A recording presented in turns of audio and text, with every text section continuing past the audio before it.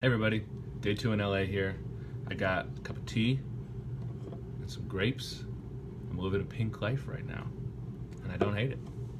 And we're gonna dive in to some shuffleboard today. Shuffleboard is on now. Let's get that VS code going. NPS quiz. 7. Simple, powerful, but I would love to talk about it some. Some of the styles. I'm going to do what everybody does when they're taking these surveys, which is realize they don't really want to take it anyway. Thank you for your feedback. Open shuffleboard. All right, let's get back to business. Org switcher bug. I don't really want to do that right now because it's going to take understanding a lot about how these organizations work, and I just think that that will be a little too much to have to boot up my brain for. I want to do something a little bit slower because I'm still getting back in the groove. And I actually don't think it's the most important thing we need to worry about, even though it's a bug. I'm gonna tag it though with bug. Now I know it's important because it's a bug. That also means I can put it down lower. Document ideas from Jonah's session. Would have been a good idea to do this when it was fresh, but not really a big deal because I have the video, so maybe it's good to do later.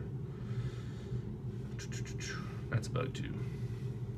What was it? Shift tab? No.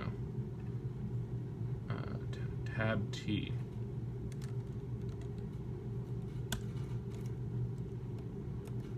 Cool.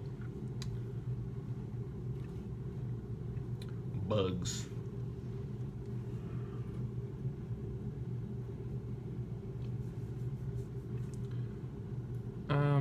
Probably a good idea to just do this Jonah session because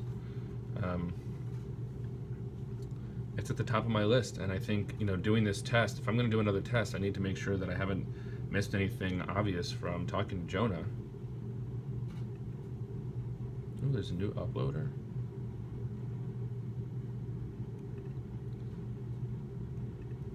Been waiting for that to be the case.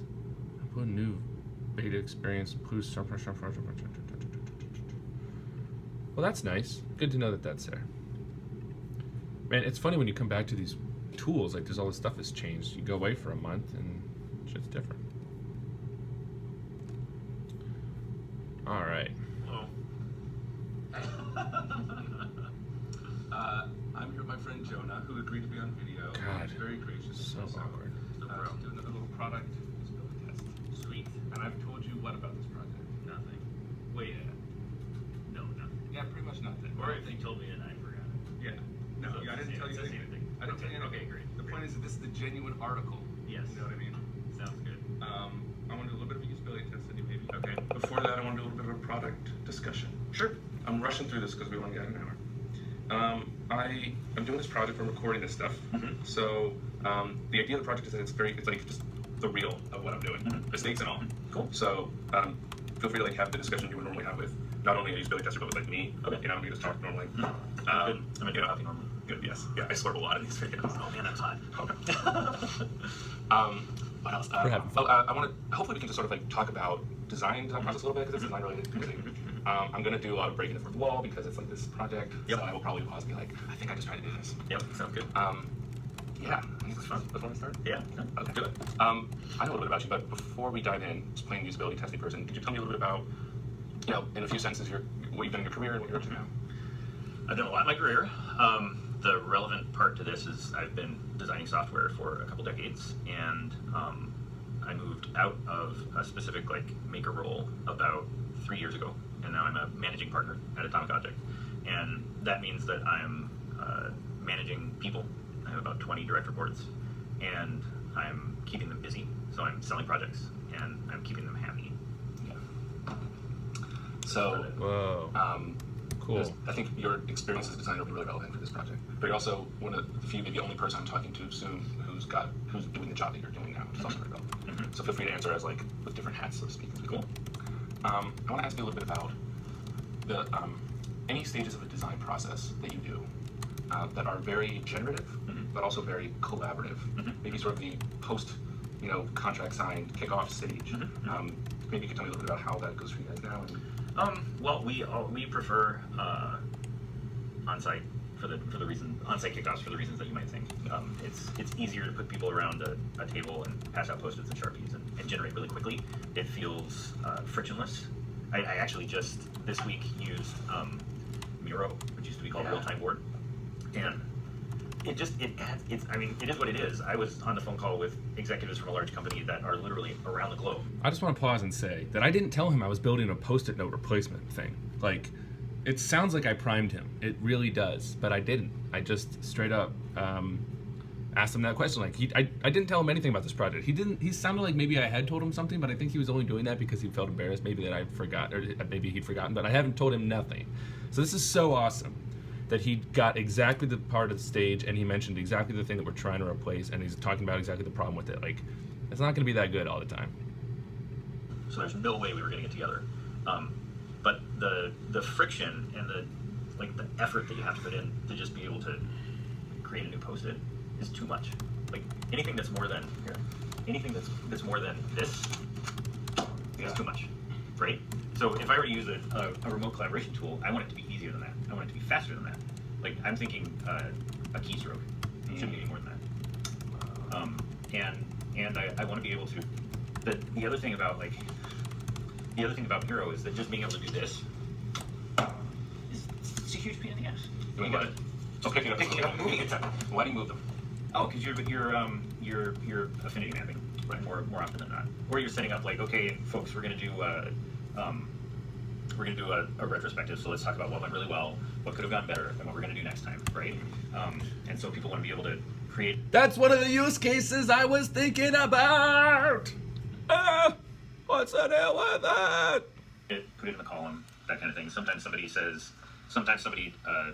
wants to put something in the what went well that actually is probably what could have gone better, right? And so then you need to create a new one. You need to put it in the other column. You want to zoom out and zoom in. There's a lot going on a virtual canvas or a virtual whiteboard. It introduces a lot of friction that you feel. And usually by the end of a session like that, with me, I'm invigorated and I'm ready to go. By the end of that session, I was just like tired. Yeah. And it was down to the tool. Like, it was down to how much work it was to use that tool. Put it right in my hands. Let me ask you. Okay, cool. Let me break this down. Yep. What is it exactly? I want to take it from two perspectives. The issue of the person who's using the tool, the client or the stakeholder or the participant, and then your usage of the tool. So.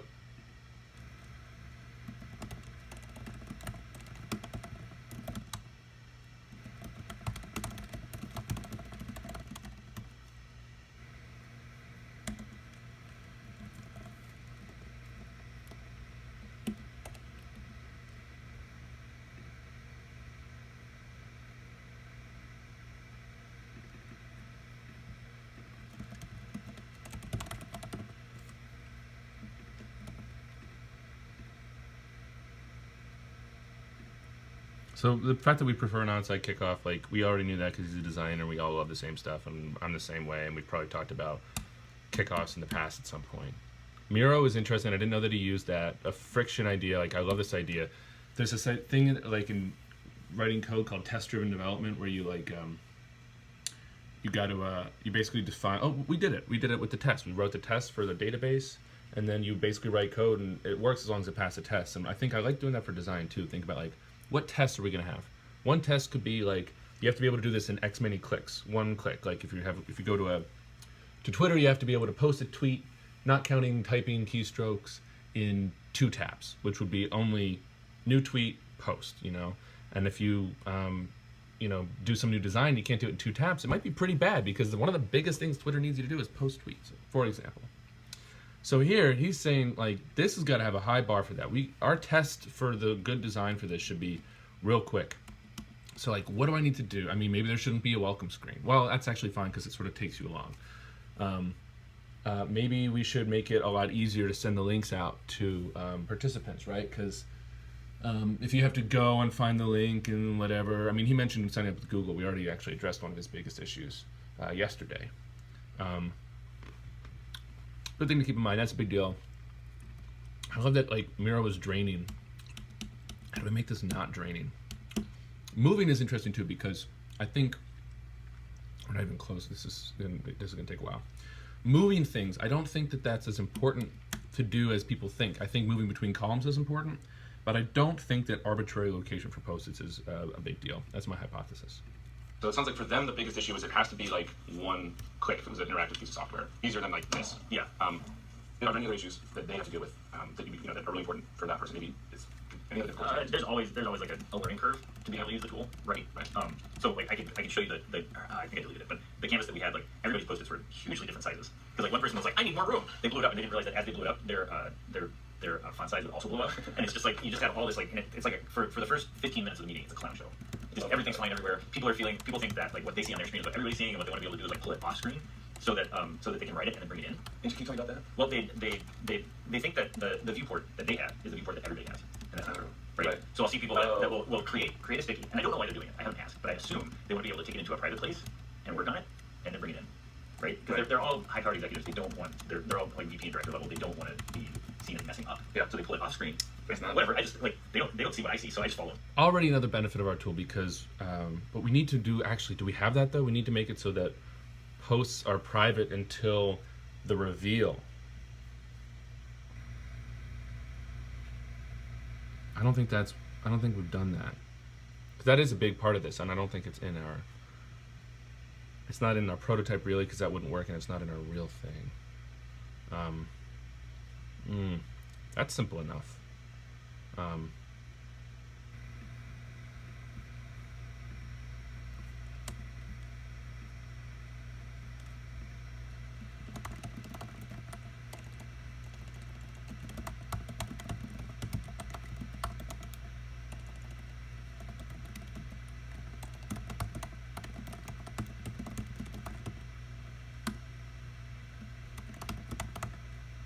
That's another idea I had. Presenter can reveal cards one at a time if they want. And I'm going to call this, is it Vanna White? How do you spell that? Vanna White mode, because like when you go on Wheel of Fortune and she touches each one and it lights up individually. It's weirdly not a really good picture of that happening right now. But that's what I'm imagining. So I'm going to call that Vanna White mode. I just had this image the other day when I was just thinking about the project, of touching it and it lighting up and touching it, lighting up. So this is a cool bonus, and it's going to go way later in our process though. Not even before launch. It's for later. This one, card content. This one is important to do soon.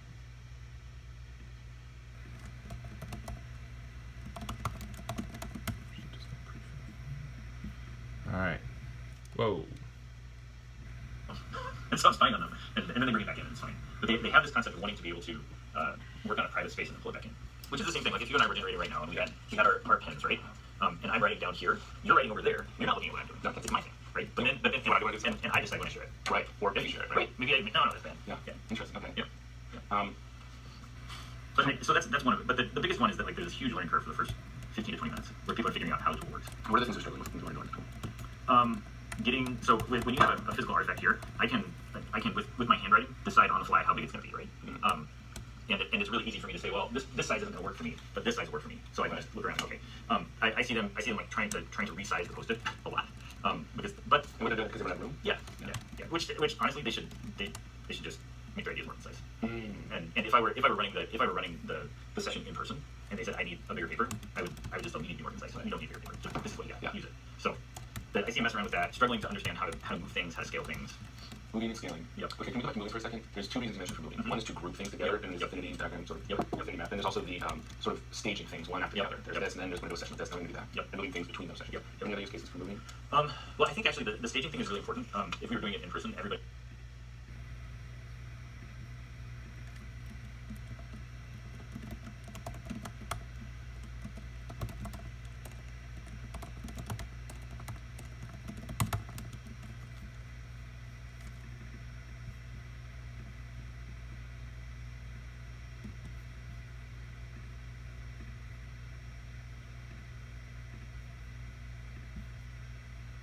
This is one time when it would be nice to have a big computer, like an iMac.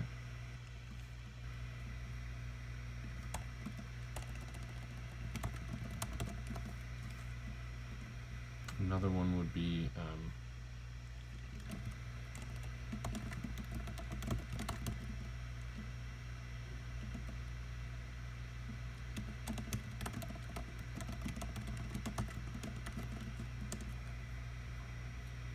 there's other two I'm going to put in here.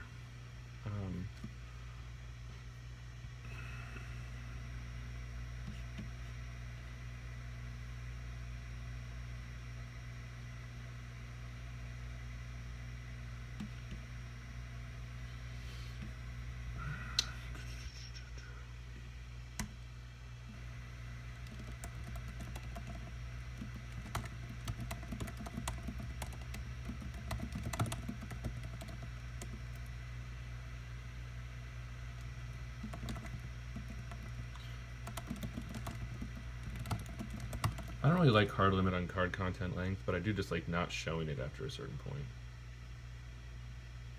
I'll put that in maybe, and then we'll do another one that's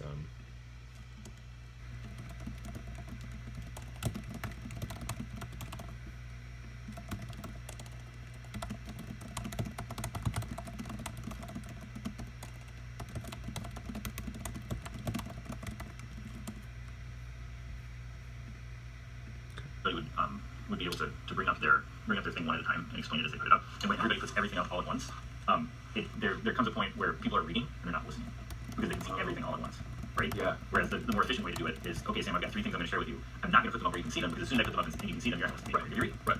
And those tools just sort of don't give you the ability to do that. So when you're running this with normal post-it notes, you're having people go to the board, they do the thing where they stick them on their arm or something, and they go. that's a good that's good. That's a pro for Vanna White mode.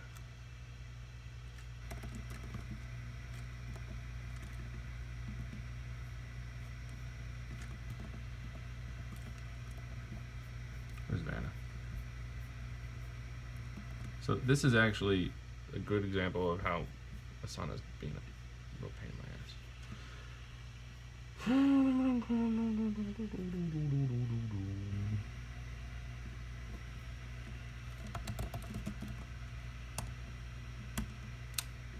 Golden. Either that, or people are so far away from the board that they don't bother reading it because they can't read it at that distance. And then I can, as the facilitator, say, oh, this is an interesting one. Who wrote this? Let's talk about it. Yes. Well, actually, okay, so let's say you're dealing with a client who's physically saying that they're in an hour or something, and you're going to kick off your post-it notes, which is probably.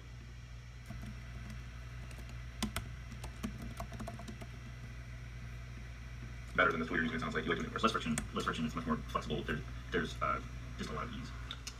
What are the potential friction points for you with physical posts? Any friction points there? The hardest part of doing physical posts meeting? Getting everybody in the room. Physically getting Yeah, that's the only reason that these other things exist, I think. Then there's also the after the meeting, you often want to translate what was generated into a digital medium of some kind. Could be a spreadsheet. Could be. I mean, all right. Look, me and Jonah are not super different people. I mean, we're different in a lot of ways, I'm sure. He's got a different job than I do, that's for sure. But we're similar. We think similarly. We have different design experience. Remote, and also the digitization. Clearly, we both had the experience of having to write down post-it note meetings in a Google Doc and being a total pain in the ass. An omnigraph diagram. It could be a lot of different things, right? Could be an omnigraph diagram. It could be a lot of different things, right? Let's see. It depends on what we're using. It could be a sketch file. Could be literally a spreadsheet. We always take a lot of pictures of the board. Yeah. Oh no! You need to have viewers are used to seeing we ran out of phone battery / storage space / whatever. You're on a roll though, and you were telling me about the process of documenting or digitizing the results of these whiteboard meetings after. Yeah. Yep. We do it in a lot of different ways. Sketch, OmniGraffle, Stories on Board, Miro. Stories on Board is a good tool for creating like a product backbone or product backlog. So think that what you're trying to do with stakeholders is gather functionality requirements for like what they want software application to do. Cool. And it is really easy. You can navigate the whole interface with keystrokes. So you can just right hit enter tab, and it helps you to create like a facsimile sticky hierarchy, which is what you're looking for. So measurements of Definitely take a look at that later. yeah, you can sign up for free. I think you do. I think you can have one board for free with like 3 teammates or something. I don't know. I haven't used it either, but Okay, very cool. yeah. I'll think back to this process. The other thing that it does is it pushes directly into different project management tools that we use. That's really useful. So you can sort of hit the button, it goes to Like Jira. Okay, yes. Interesting. Well, I'm just sort of go down ask a little bit more about. Well, let me actually ask just some of this. Like, what other tools you generally use? Either Pivotal or Jira? Any other visual tools you pull in during the, especially design process? Yeah. Well, I mean, we can use Basecamp for communicating with clients and.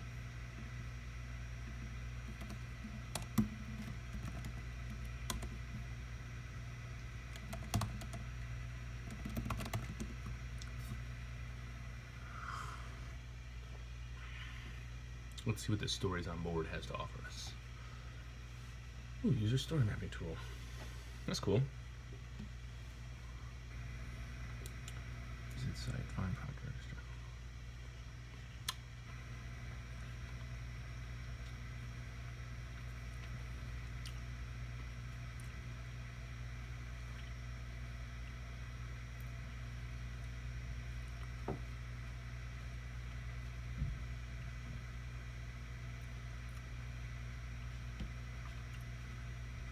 Oh, this picture of her standing in front of the board just makes me feel like I can see everything at once.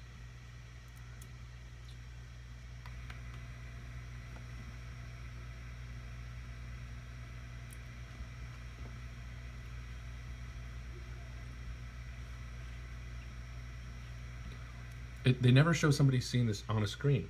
They always show it as a massive board in somebody's office. Just like we did in our thing. I really like that.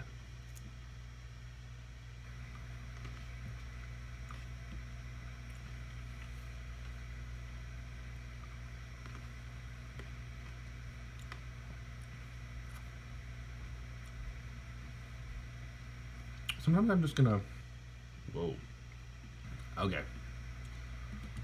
I'm just gonna make a thing called like review,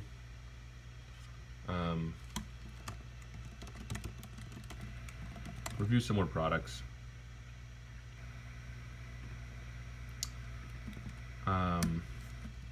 Miro was one somebody mentioned. Jonah mentioned. What else? OmniGraffle diagram potentially.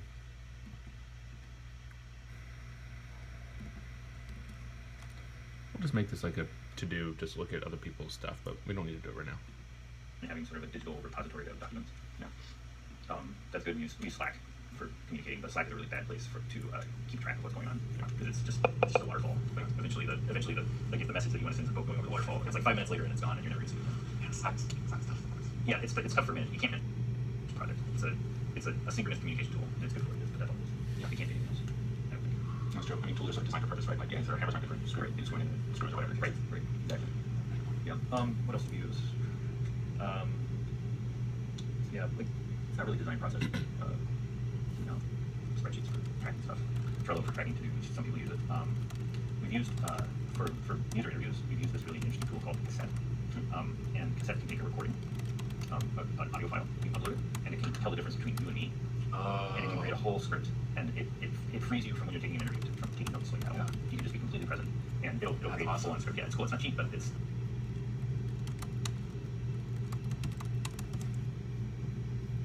Pivot service, what was that?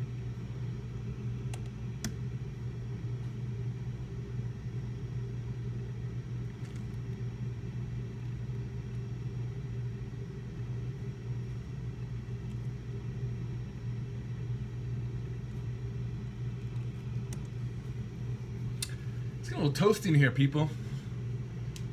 Whew. Consent. Oh, that is not what I want. What did he call it? Very from taking notes. Like, you can just be completely present and build script, and it frees you from floating, and it can tell the difference. And cassette can take a recording. But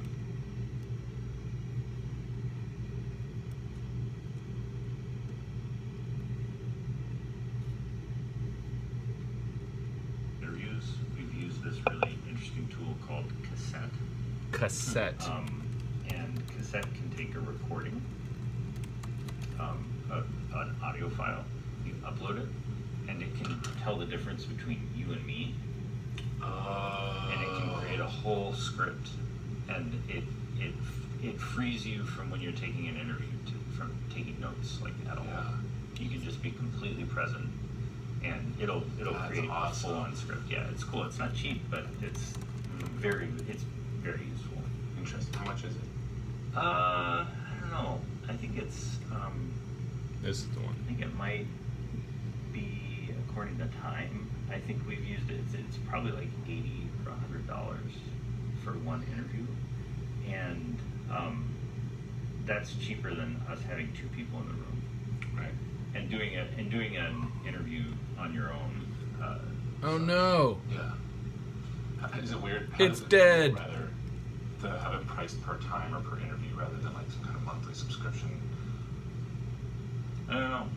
Not sure how you would. Do you think?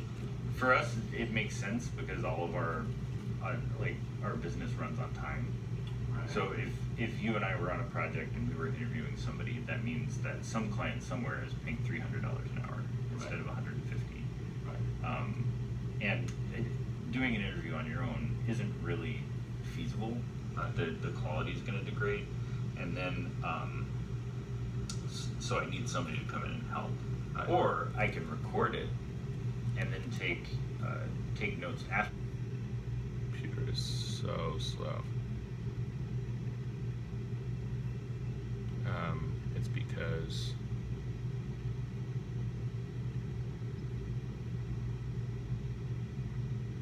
my processor is freaking out. It's too hot. Okay. Been at it for half an hour. Let's take a break. Make sure this whole thing isn't dying. We'll just rename this to, or whatever it was.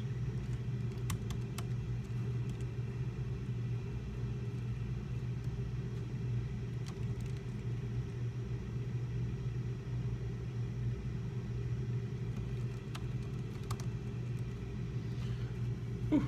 All right, it is toasty. Work in progress, BRB. All right, I'm back. Let's hit it. Afterward, but that's going to take even longer than the interview. I need somebody to come in and help take those notes and digest them. Is that true for the whiteboard sessions as well? Yes. Yeah. Yep. Let's say somebody in your team comes to you with an exciting new tool. What is the process for having somebody like Atomic or a group like Atomic purchase that tool?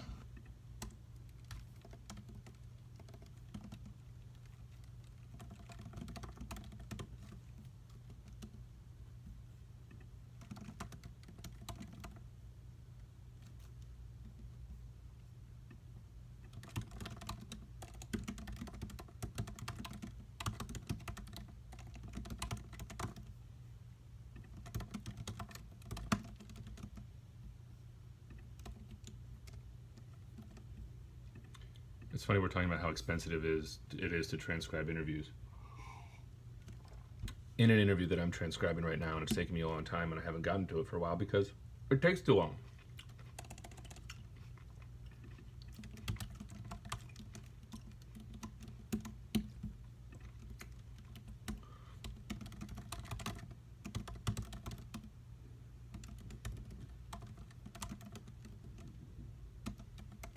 So that was a little moment there. Your team comes to you with an exciting new tool. What is the process? Yes. Those notes and digest them. Is that true for the whiteboard sessions as well? Yes. Yeah. Yep. Let's say somebody in your What that means is that he's spending way too much time transcribing whiteboard sessions, and it's too expensive that means he's probably willing to pay money because he's already connected and agreed that what he's doing right now is expensive, and we've got this he's in the past paid for a tool that will that solves that problem for him just by purely saving him time and transcribing sessions. He's paid a lot of money, but he said it's worth it. It's a pain in his ass, and it's also true for whiteboard sessions, and he has no good tool to solve it. That's encouraging. When your team comes to you with an exciting new tool, what is the process for having somebody like a comic or a group like a comic purchase that tool? So they're empowered to use whatever tools they want. I don't want to know about it, and I don't want to give them permission or be involved in any way. Okay, so not a big issue for you. No. I am sure that there are tons of tools being used right now that I have no idea about. Okay, cool. Okay, we're 20 minutes in. I may have more questions for you after. I'm sure I will. But let's dive into something. Yeah. This is where we transition from product interview to like slightly product test usability test. Great. You're familiar with usability test rules. I won't give you a ton of background, but obviously please talk out loud as you go. Sure. Thoughts you have, questions, things you like, things you don't like, design, critique, very open. Okay. Don't, lay it all out there for me. No, you don't have to. Okay. Facial expressions, obviously, very welcome. Let's say that you're about to run another one of these whiteboard sessions. Yep. And the scenario is that you've heard that there are, somebody might have told you, hey, there's better tools for doing this out there these days. And you want to sort of look and find what's out there and consider maybe using something for your next session. So I would probably Google like virtual whiteboard or something like that. Yes. That's what I would do. You've got workshop tool here. And Lord Memphis. Guess which one I want you to click. Yeah. That's fair. What do you see? What do you notice on that one there for quickly? Collaboration. Okay. This is going to be tough. People won't know how to Google. We need to do SEO.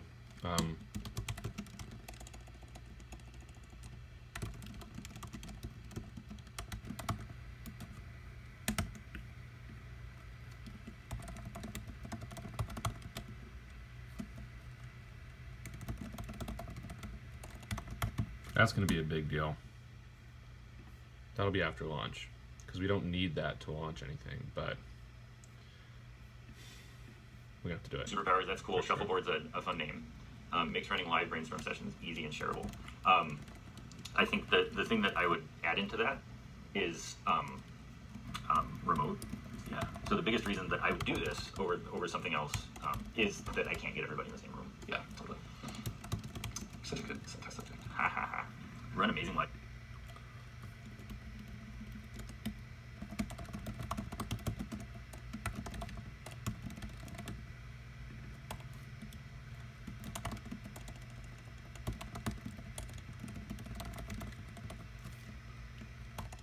So what I'm wondering about this is like, maybe we pitch it as and by we I mean me, remote tool first and hope that people eventually say, this is so good, I want to use it for IRL meetings too.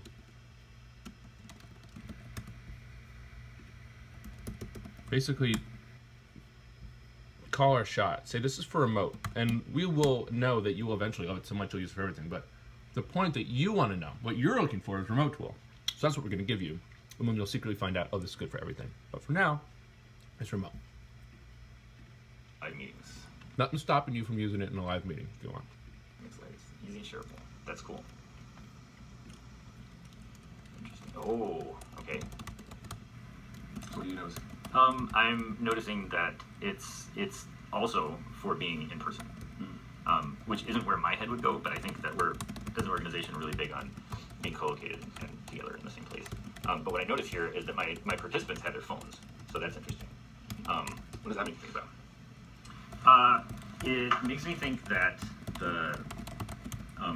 that we're not going to have computers and keyboards, and I think that's interesting. And it enables a lot of the, like, I think something even like Miro, if it were an iPad app and you could just manipulate things with your fingers, I think it would be a lot better.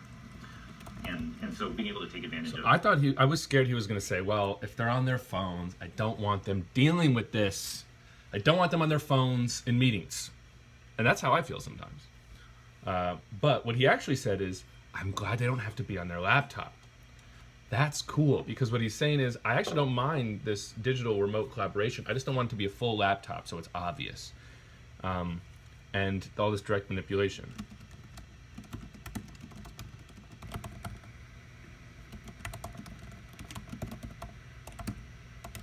Direct manipulation being that thing when you're using a computer, when you just drag the thing and drop it where you want it, rather than saying move, and then you choose the board and you click the move button. It says, are you sure? And you say yes, and then it moves. Direct manipulation is when you just move it.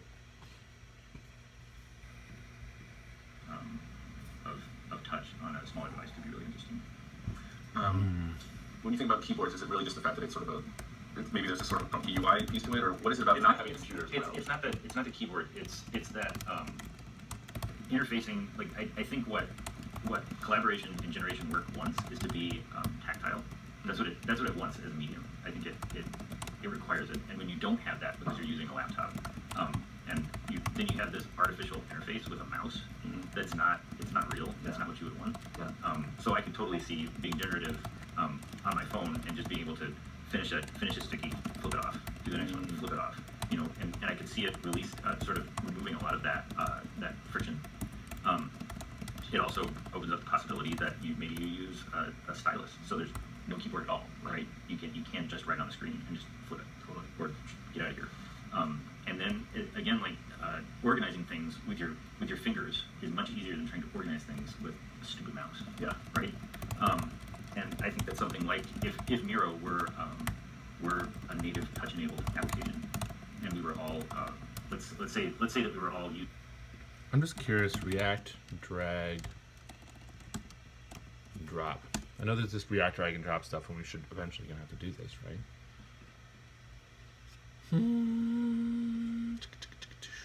What about just React, Trello, clone, or whatever? React, Kanban.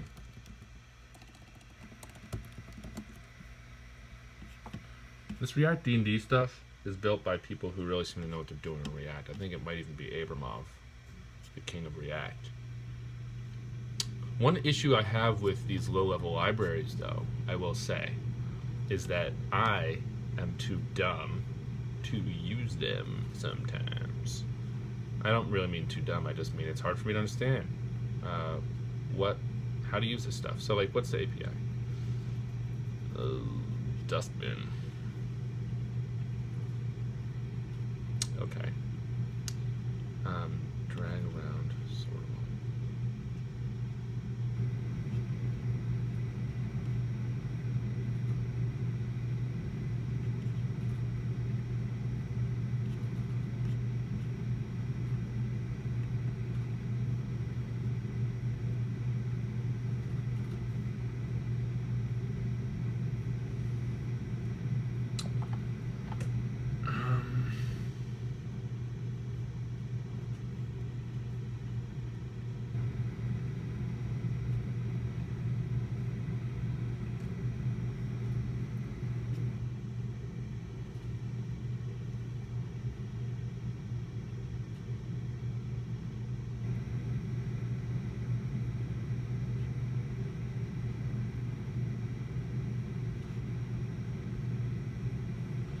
How does this work?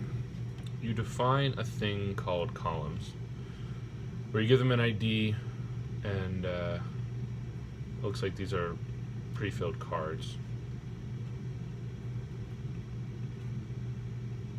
You pass it that stuff, and then there's a card rendering component. Super simple. Okay, that's cool. Do we have this on here?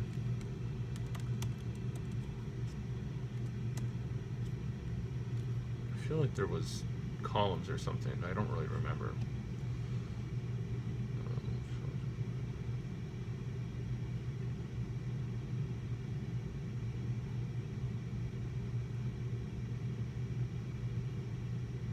What is this? Oh yeah.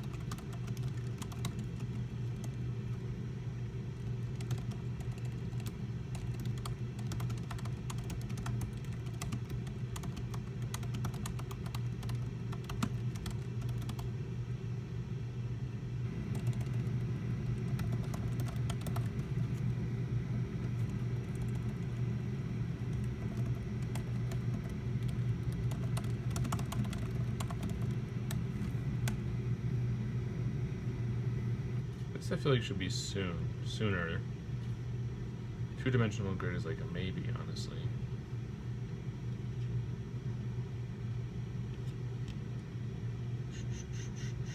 Maybe even before launch.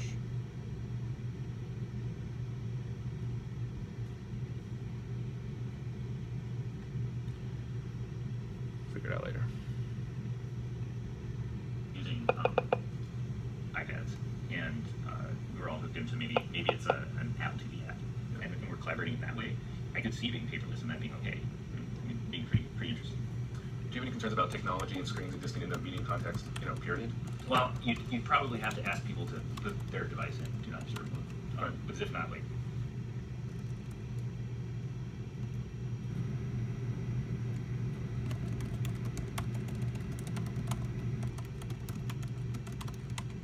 This is good news. He basically said, we are Post-it note people, it's just too much easier and all these digital tools suck. And then later he said, well, for all on iPads and it's like an Apple TV app we can all see. I could see it working.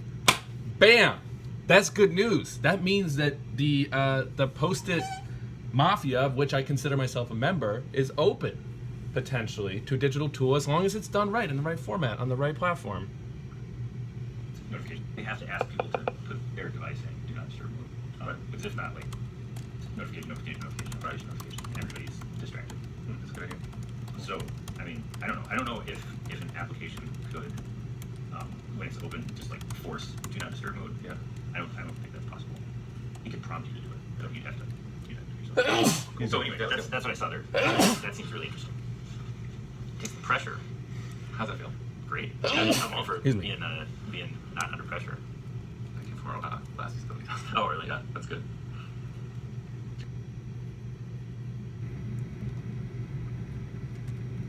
Genius. Oops. I'm gonna just take this and go right in. What the frick? Come on, Asana.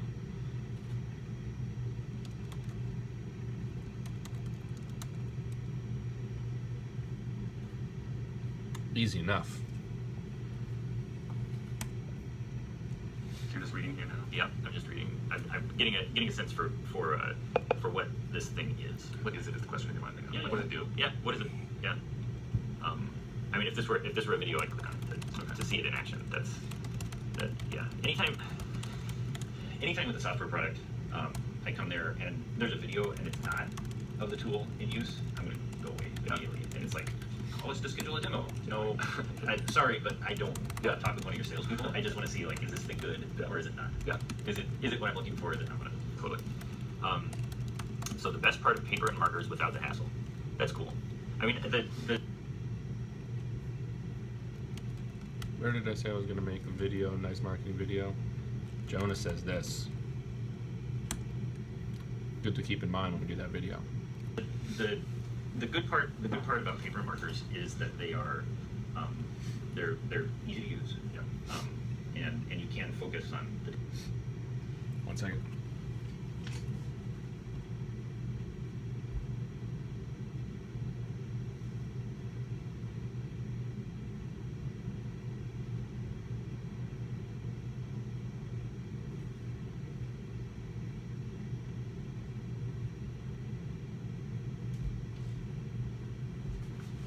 Sniffling.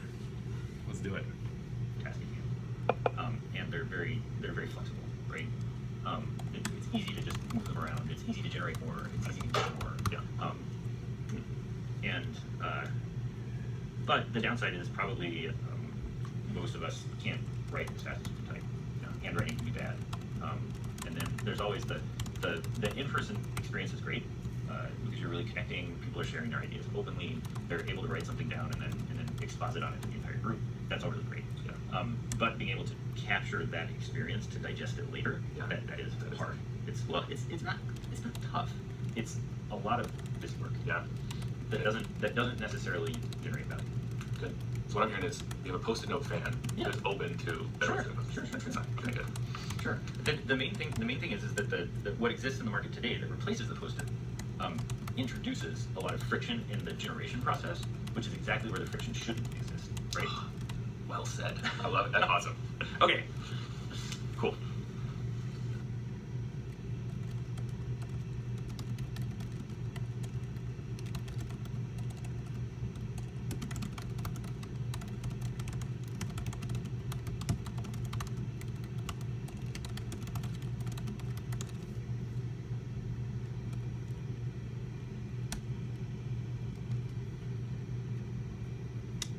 again. Support real-time discussion, not to replace it. That is definitely what we're looking for. I would even say not just support, but like augment it. Yeah. Make it better. Make it better. Yeah, totally. Yeah. It should make it faster. It should make it more flexible. It should be even easier than it is to do in person. Awesome.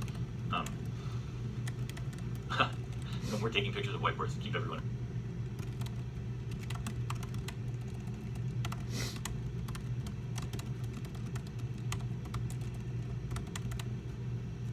What did he say? We're augmenting it. Awesome. Faster. It should make it more flexible. Yeah. Make it better. Make it better. Yeah, totally. Yeah. It should make it faster. It should make it more flexible. It should be even easier than it is to do in person. Awesome. When we're taking pictures of whiteboards to keep everyone in the loop, or sometimes it's you're taking pictures of whiteboards to preserve information that you would lose otherwise, right? Totally. Because people will do activities in all of these, but this stuff's getting erased all the time. Yeah. You have to take a picture of it immediately, or it's might not be there the next day. I have to blow my nose again.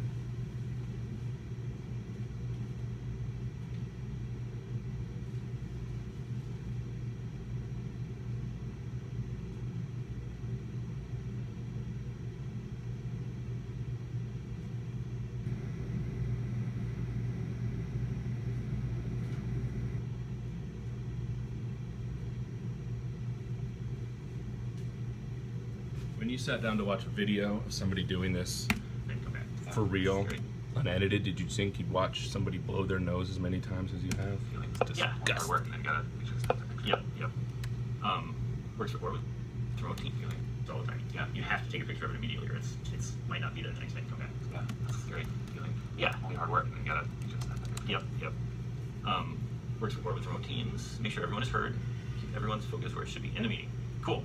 So the tension there, and what you have to figure out is that, like, in my meetings, these are prohibited. Right? No phones, because it's a distraction. So just like no computers, no phones. That's the way that usually I go, because it keeps the focus in a room and not on, like, it's really annoying to be in a room and going at it full gas, and one of the people in the workshop is like on Facebook or checking their stocks or whatever. Yeah. You're just like, come on, man. You're paying a lot of money to be in the room right now. Yeah. Be here now. So I think that's something that you've got to figure out. Yeah, that's a good one. That's the big hypothesis. Like, Right.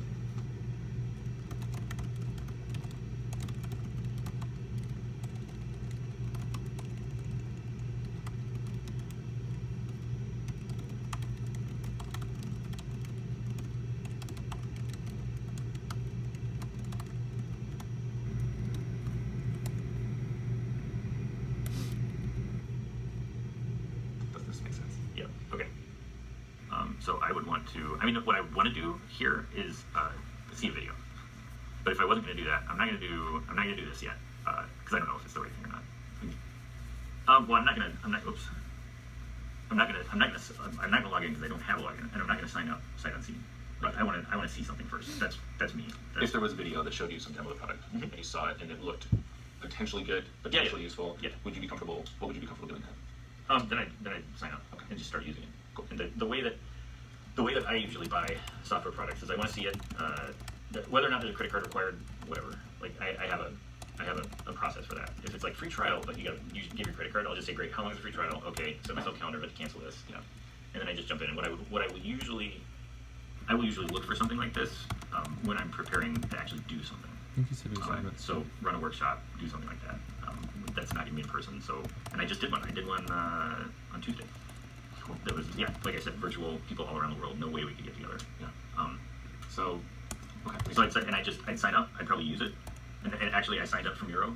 Yeah. I paid for a month, and I'll cancel it at the end of this month. Mostly because my use of these kinds of tools is so intermittent that I'm not gonna, like, Miro costs like $100 a month. Really? Yeah, it costs $10 per teammate, Right. and I needed 10 seats, so I paid for it, and I'll just Teammate meaning any participant. yes.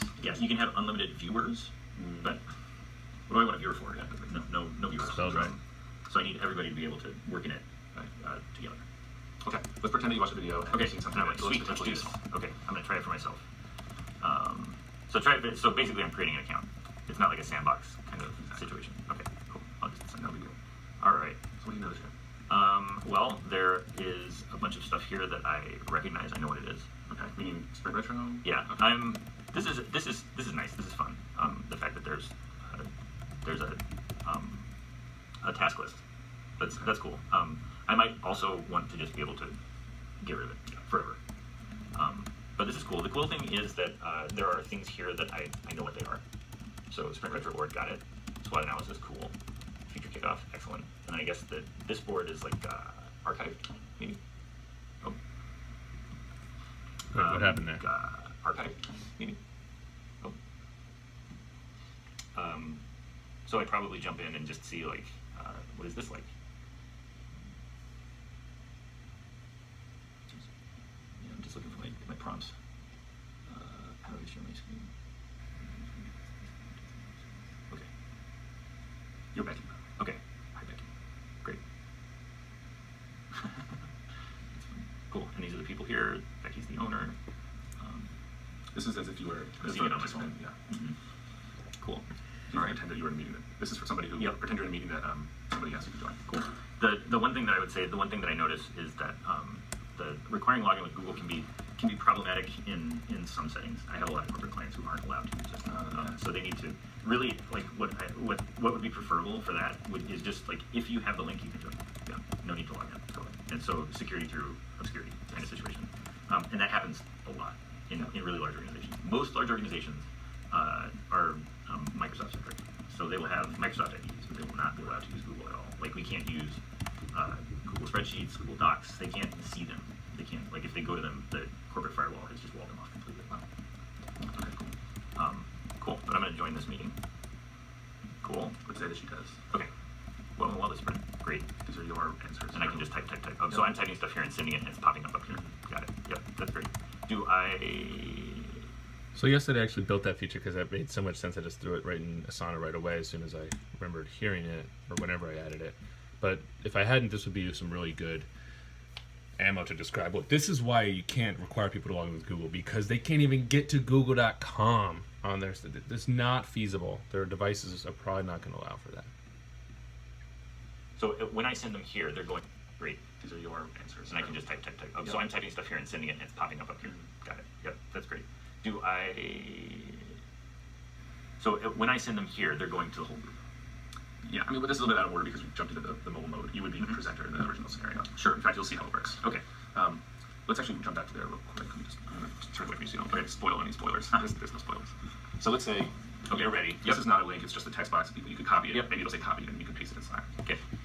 So let's say So first question, this is me. Yes, you're the facilitator in this. Okay. So these are answers coming up on the board as they come. Okay, and they're coming up. So and each one of these is one single thing. Yes. Cool. I can, so when we talk about, this is all customizable. I can make that say whatever I want to say. I'm going to answer because I want you to figure it out for yourself. Okay. So you've now hit next, and now these are the same answers appearing. Cool. So those are for different people. Those are, colors are associated with colors. That's great. This one's got 2 likes, so people can sort of vote and say, I like that. That makes sense. Short meeting. Yep. 89 total answers. Nice. That's cool. Makes you feel good. Good. Okay. Cool. Let's look at, it's the same thing. Okay. Just a function of the prototype. Yeah, for sure. Cool. What about this? Oh, a report. Goddamn. Cool. Those are the answers. Yep. What about this? Oh, a report. Goddamn. Cool. Those are the answers. Yep. So one way that I might want to be able to download that, like, I think it might be useful to have it be available as like an EPS file or an SVG that I can drag into Illustrator and manipulate. Interesting. Or spreadsheet. Yeah. 2 very different formats. One very structured data. The other one is like vector. Yeah. Yep. That's cool. Yep. That's very cool. Yep. I mean, the PDF I would probably be able to open in Illustrator anyway and manipulate. It probably is vector. Yeah, I guess so. I mean, actually, this might just be the list of the. I had imagined a text list, but I like the idea of having like a physical word export. Yeah. Because I mean, we find that we end up doing that. Let's say you were curious about wanting to make your own meeting to, customize these pieces. How might that go?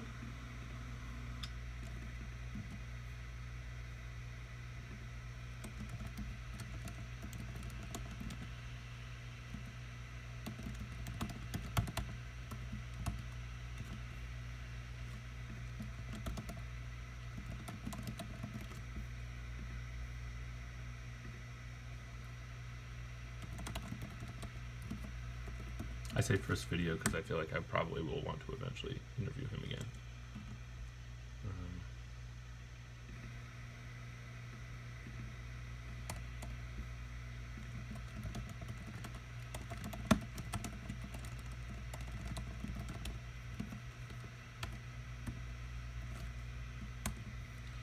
This one makes a ton of sense for me. If you have the CSV or spreadsheet or something, you could just highlight and copy paste it. You can paste it into Illustrator if you wanted to, but theoretically you could also build this Illustrator export too. So I'm going to keep it in there. Maybe once I build the first one, see if you would actually use the second one. How many did I go? So I want to make my own. Okay, right. Yeah, new template. Okay, this is helpful. Just needing his face close to the screen as if it's very small and hard to Well, read. it is very small. Oh, there we go. Okay. That's interesting. I like the idea of a time limit. That's the thing. Too smart, too hard to read.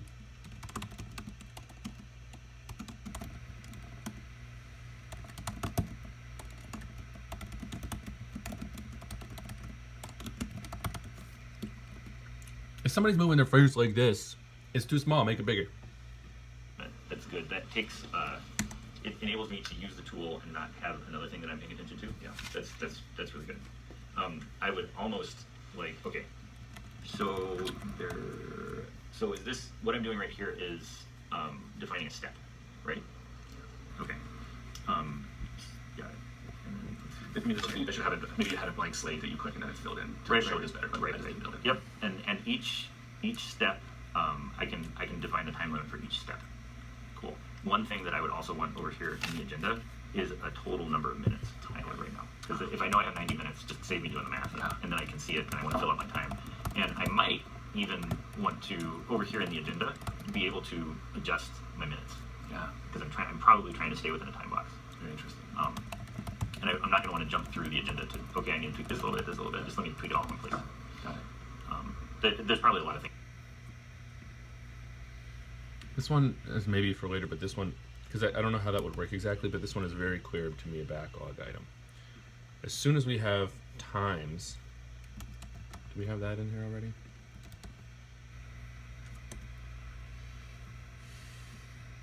Time limits on a prompt.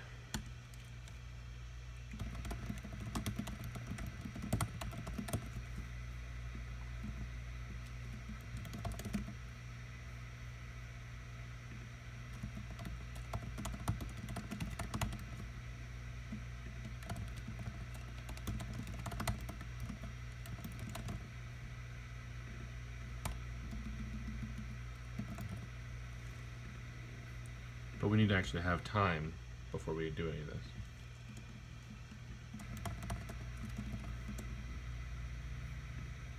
Things that you can do with that. But because I've got stuff I need to get through, constraint of time. How do I make this work? Yeah. Very cool. Make it fit. Overall, it seems like you know what to do on this page. I'm trying to think of like what sort of generative. So he's asking a lot of questions there. Is this how I do this? Is this how I do that? But as a test facilitator, in my experience, I think there's people are going to ask questions, and sometimes they're really asking you questions. In fact, it's almost the opposite. Like when they ask you a question, what they're really trying to do is figure it out and think out loud. Is this how I do this? You usually don't need to answer. Sometimes they'll say, I'm stuck, or like, oh, that's how that works, which is actually a question of, that just because somebody's asking a question or making a statement doesn't mean that they want your thoughts or don't want your thoughts. I guess is what I'm trying to say. What sort of generative workshop I would be running where I need pictures or videos? But I probably wouldn't do multiple choice or choose one either. Well, you could definitely do that. If you were trying to play, so there's two different types of workshops, right? Yeah. There's they're divergent workshops where I'm going to want short text and long answers. Yeah. And then there's convergent workshops where I'm going to want to choose one. Yeah, that's what I mean. We're going to make decisions today. Right. Yeah. Those are separate modes for you. Different Yep. modes. Yep. Okay. Yes. Yeah. Yep. I probably would not. I wouldn't try and do it all in one meeting because usually after some generation or divergent thinking, we need to perform some synthesis to bring it back to the group so that now we're ready to converge. Before that synthesis happens, before we pulled out the the insights that were generated. There's going to need to be some work that's not with the whole group, totally. And then we're going to want to dial it in. Okay, great. Yep. Yep. This makes sense, especially when you're talking about number of answers makes sense, especially when you're talking about converging. Yeah. You know, for divergent thinking with number of answers, however you want. Yeah. There. But then when you're trying to converge in, you probably need to limit things. Yeah. Okay, good. Yep.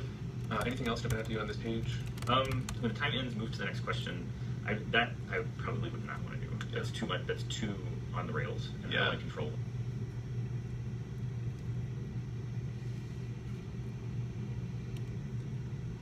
So one of these cool ideas I think would be cool, or potentially you could do with this is maybe with shuffleboard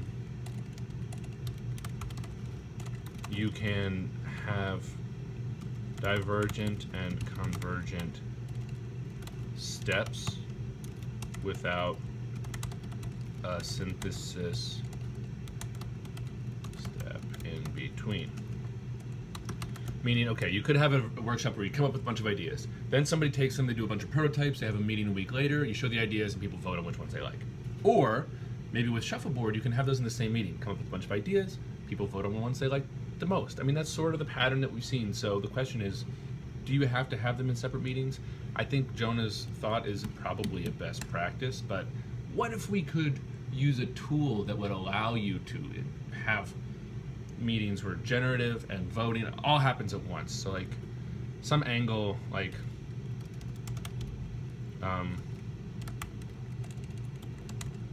generate, vote, generate, decide, all in the same meeting.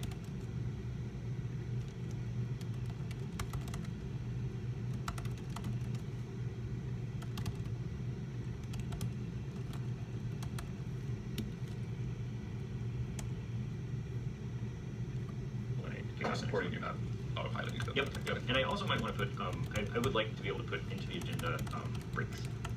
So it's just a time session. There's nothing going on in the session. It's just like, I probably would not want to do it. That's too much. That's too on the. I need to limit things. Yeah. Okay, good. Yep. Anything else to add to you on this page? When the time ends, move to the next question.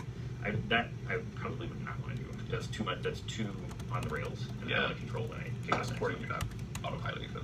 Yep. And I also might want to put, I would like to be able to put into the agenda breaks.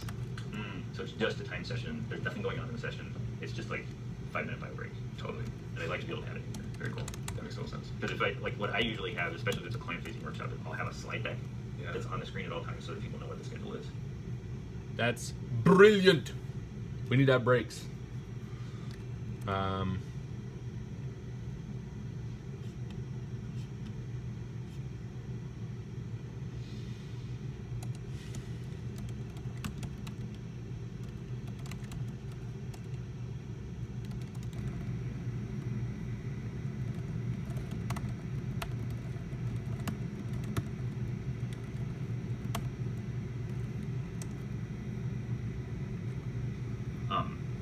And if I'm going to use this, I would just completely replace that slide deck. I don't want to be going back and forth. Really good point. That if I had to use more than one tool, that would probably mean I just wouldn't use it. Awesome. That's a question mark. Cool. Okay. Anything else jumping out to you? There's not much else to click on, but you can try. Hey, I found it. Cool. That's great. Cool. Starter and pro. Yeah. You can add teammates. That makes sense. Yeah, some of the stuff you mentioned about teammates is making me really consider, like, I was originally thinking, like, well, anybody can participate, but the number of admins who actually have to use it would be something you charge for, but then it sounds like Miro does it differently. I haven't done any. Yeah. And I don't, it's not super useful for, We're talking about Miro pricing, which I had pulled up conveniently here without knowing. Okay, what kind of world do we live in where fonts are so wide that 0 is an actual circle? I can't believe it. I've never seen a 0 that wide in my life. It's this it's this new wide type world. Guys, I'm a fucking old grumpy designer. Whose 0 is that wide? It's funny. Okay.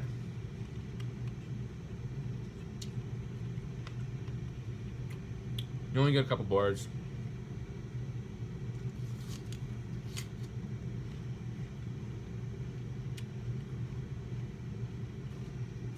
Exports, that makes sense.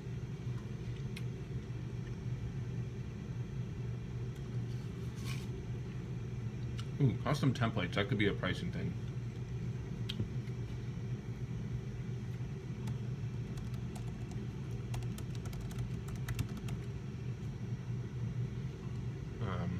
Well, what does that even mean? Like land on pricing, decide pricing. We'll decide pricing when it's time to decide pricing. Who knows when that'll be? Not really a task. I mean, it could be. Whatever.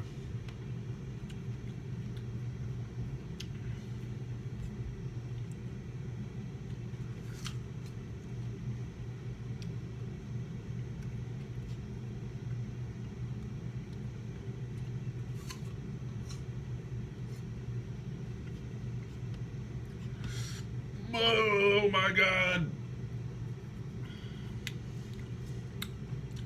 So difficult compared to. Listen, I want to go to buy your product and I see, whoa my god, all this stuff. Why would you make my life so hard as soon as I'm about to give you money? Wouldn't you want to make my life easier when I'm about to give you money? Shouldn't I be able to say, oh, it's not that expensive. It's like this much money. Basecamp is $99 per month. Oh, Basecamp, they're always doing it right. They're always doing it right. If it's whack, don't do it. Like, that's a whack pricing. It's just crazy. I think the key constraint on It makes me feel like you're bleeding me for money. Like, I'm trying to extract every bit of value I possibly can out of you, stupid customer, because I'm going to get rich. Like, no, come on, guys. Just make my life a little easier. Tell me how much it costs and, like, charge me an amount. account should be. Imagine going to the grocery store and trying to buy cereal and say, well, if you want to use 1%, that's our extra plan, and you have to pay this much every month for something. Ugh. Something like number of boards or like number of participants in a single session or something like that. But they're just like I don't straight need up. cereal. It's $10 per person. And if I want to have anybody else but me in there, But I you gotta get it. pay another $10, which is like Not quite mad. no. It means that it 100% means that I'm going to cancel that subscription at the end of this month. Well, I like it. My first reaction is like, I'm not thinking of Miro as a competitor. I'm like, Yeah, you should. I gotta finish the price model. Yeah, yeah. Yeah, and then, well, I mean, here's the thing. Like, I'm not going to use Miro to create deliverables. Right. I'm not going to. And honestly, I'm not using those. Yeah, you're gonna want to have full control over what you deliver. Yeah, I want a native application because it's a pain in the ass to use these web technologies to create something that's fundamentally viewable, right? Hence, that's why you want it some kind of vector. Like you could write it in Sketch, update it, not take a spreadsheet, and then like how do you get the spreadsheet into Sketch? The spreadsheet, I would take a So this is interesting.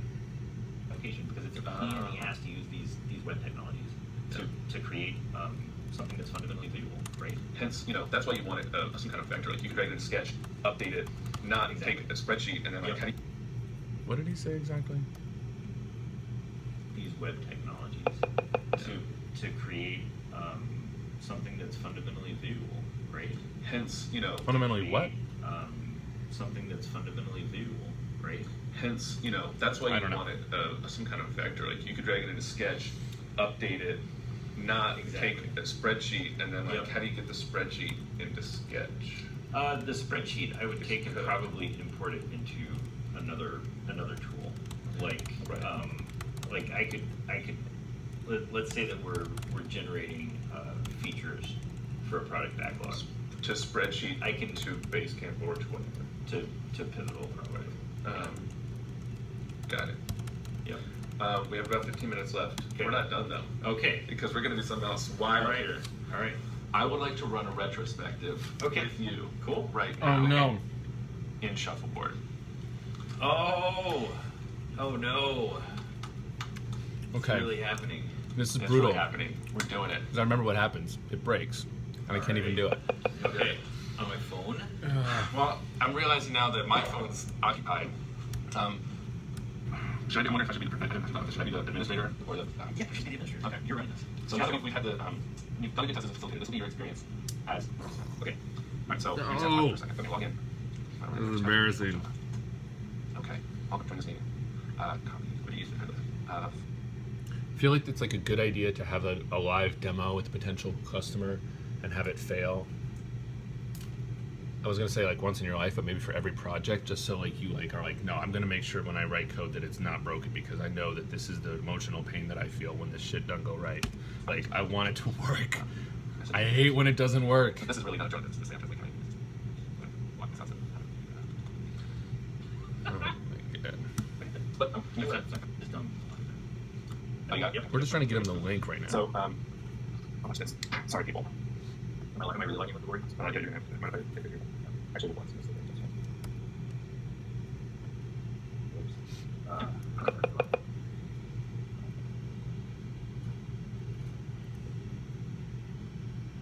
I'm in. You're in? Good update for missing or insufficient permission. What? Motherfucker.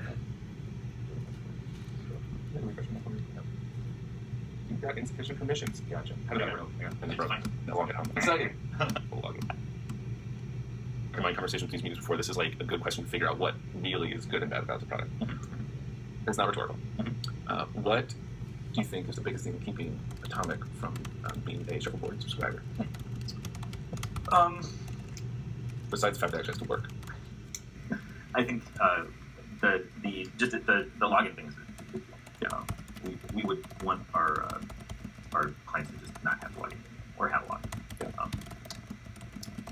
Yeah. That would be a deal breaker.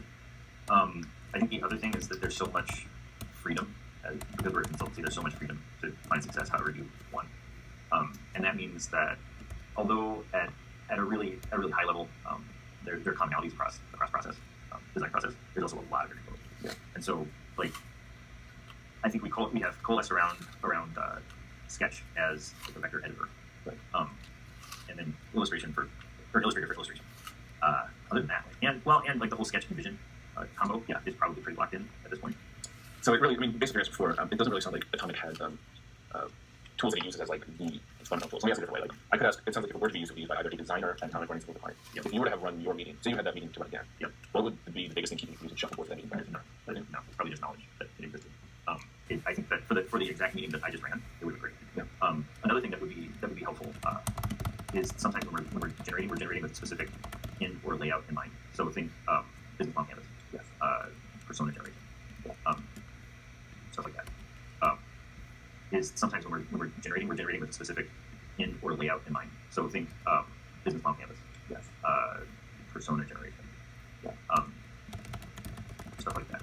Then and often like a product backbone where we have high level themes and then feature sets that go below those themes, and we want to be able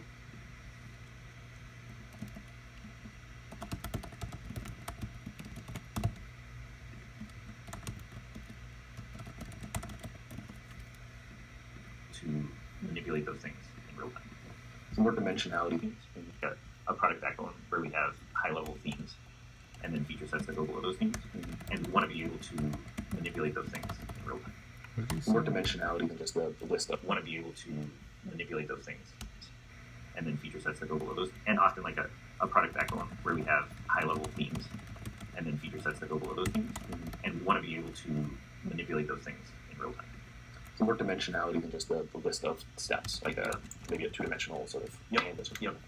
And if you think about, I could even like our agendas for kickoff meetings are usually pretty. I think he dialed in. misspoke and said product backbone. But I think he did it twice. Which makes me think that it's actually a thing.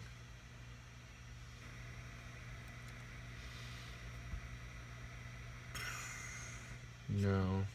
No.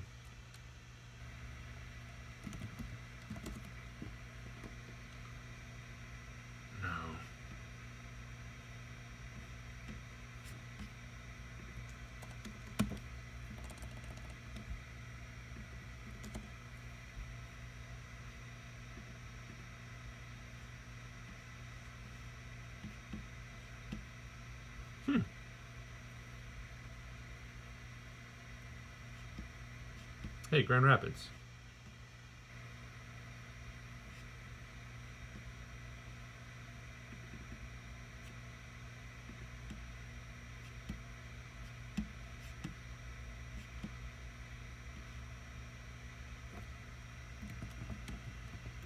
Is this something else that wonder if they meant backlog here, because there's no indication here that backbone is something other than, they're saying this as if it's a thing, but I feel like a product backbone, well, when Jonah was saying it, when he said it, I didn't pick up on it, but originally, what was that thing that we looked at? Stories on board.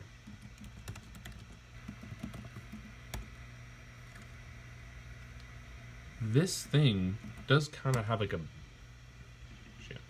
a backbone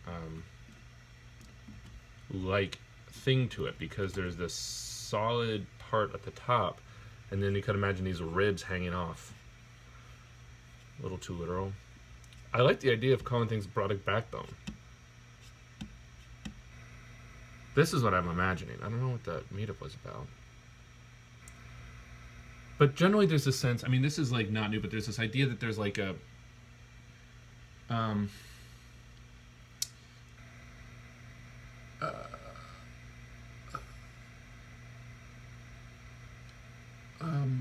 there's high level things that need to be broken down into pieces all the time when you're doing this stuff. We need to be able to do this, and that has 3 components, and those components have 3 components, and that's easy enough to manage.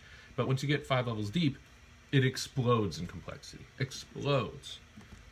Software just explodes in complexity. That's what it does. And so, yeah, I don't know what I'm saying about this exactly. We know we needed dimensionality.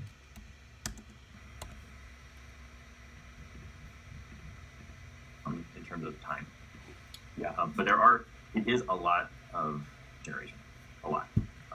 So I could even see, shuffleboard being used for some of those exercises, but I could also see shuffleboard being the tool that we use to run the whole meeting, right?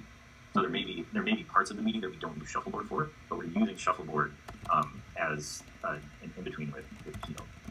Yeah. And so either you're running the meeting on shuffleboard, it's either shuffleboard meeting, or you're running Keynote, and then Keynote says, hey, for this answer, it's a shuffleboard answer. So pull up your phone. I don't want to use 2 things. Right. I only want to use shuffleboard. Right. And the only thing that we would use Keynote for is running the agenda and letting people know about the schedule and the time. Right. But shuffleboard can do that. I got you. So if there was a way to say, hey,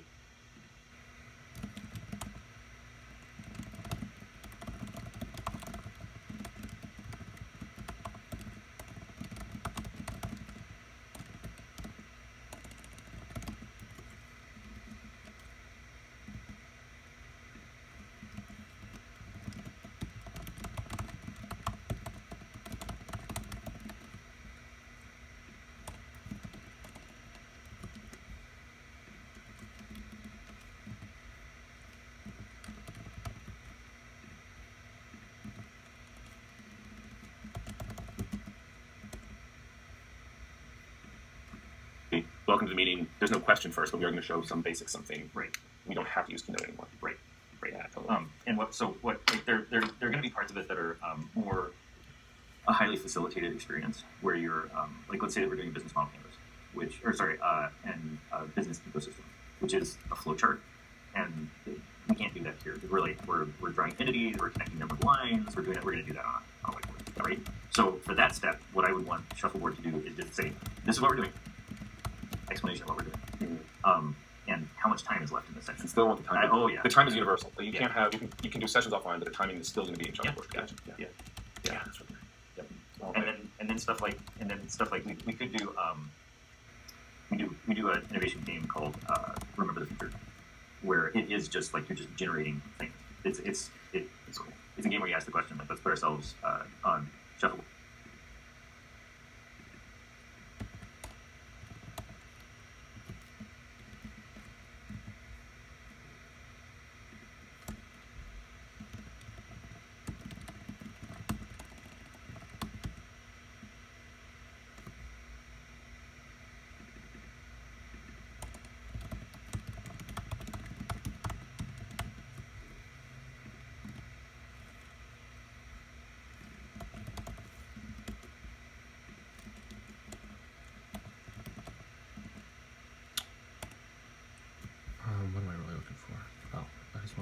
this brakes one because I think they're kind of similar.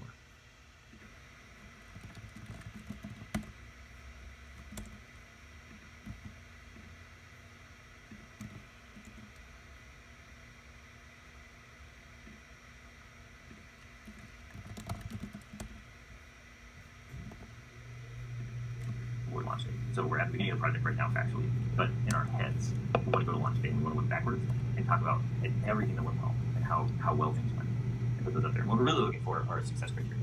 Awesome. And then we do another one, which is now it's 2 years down the line. How has Shuffleboard grown and how has it really captured market share? What were the parts of the product that were really successful? Oh my god. You jerk. And it's recording on here, so that's fine. Oh, Talking about the I phone. have the voice. Oh, there. Cool. Hey, computers. Yeah, hey man, technology blows. That's why we have jobs. Seriously. That's why we have jobs. It's very true. Let's make a slightly less crappy version of technology is my goal. That's right. I know we're running out of time. Yeah, I gotta be downstairs at 10. Thank you so much. Incredibly helpful. Awesome. My Great. backlog of feature ideas is massively longer. Which Awesome. Is Great. Kind of awesome. Oh, that's my strong point. But much more importantly is I think I have a much better sense of how this tool might be used. I think I have some things validated. I have some things I need to seriously consider. Cool. So incredibly helpful test. I mean, I think like as a consultancy, we have specific needs, and then Yeah. I think the internal product team would have other needs. Yes. So the last test I talked to somebody who's a designer in an agency. Yeah. You guys, you're a different role. And I don't know how similar the companies are, but then I'm sort of. I mean, this is. I've been the internal product person, so I have a little bit of my own perspective on that. Yeah. But I'm definitely gonna be looking for folks like that, and also people who aren't even designers. Yeah, Stay tuned for the next test. Cool. Yeah, I appreciate it so much. Thank you. Very for taking the time. happy with it. This is awesome. All right. Cool. Bye, everybody. Woo, we're done. Okay, that was awesome. What a good interview. All credit to Jonah, obviously. Knows what he's talking about. There's such things as people who are better and worse and more or less useful at these interviews. Let me just review my notes real quick. I mean, I have them to use forever, but I'm just going to review them anyway, just to make sure this is Shuffleboard. So I have to find it in Google Drive later. Is there anything else I need to put into Asana before I stop doing this?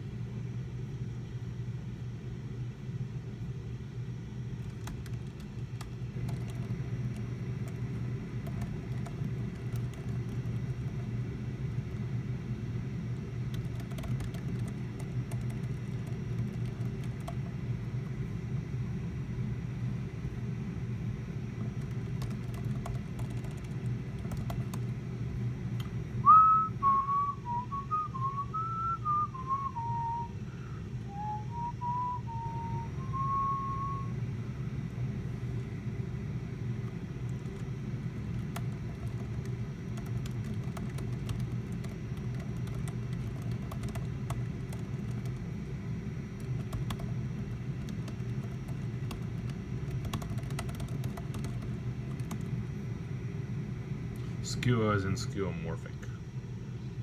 I like that idea. I'm gonna make it a maybe, but it might not be a maybe. Like we might need something that adds a little bit of delight. Like, oh, that's cool. Yeah, that is nice, and that could be it potentially.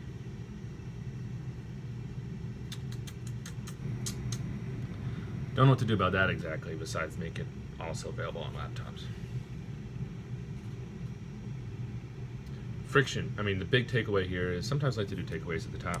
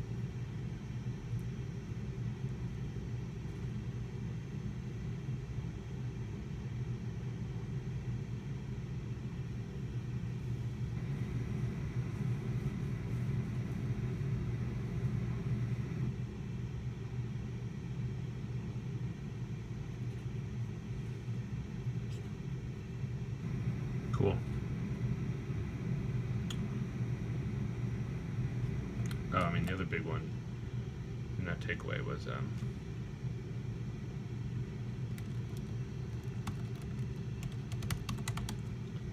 but we did that, and we don't need to do anything with this.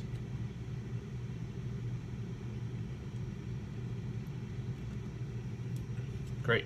Okay. That's awesome. That gives us a lot of good stuff to do and think about. I feel like we're on the right path. I know what to do. We're on the right path now, but I also know where I need to go next. Done. Great. Oh, it's been an hour.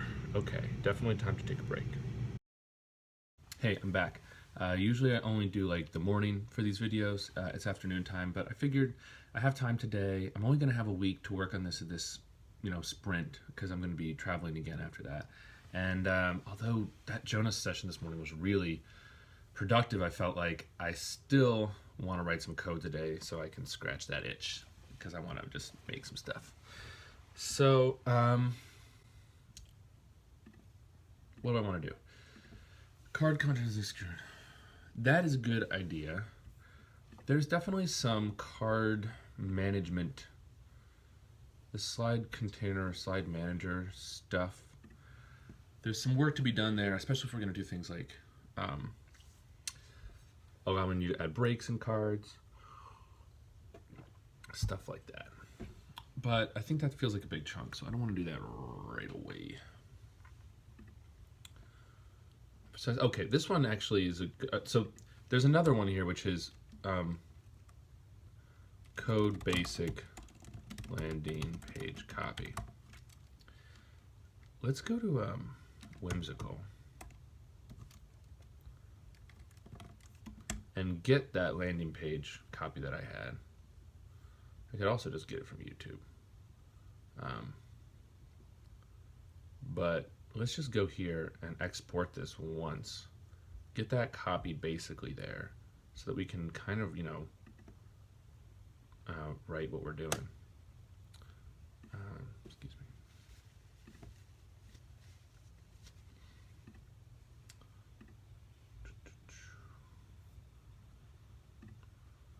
Okay.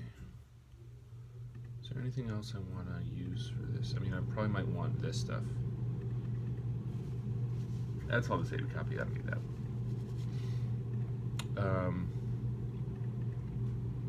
I want to bookmark this.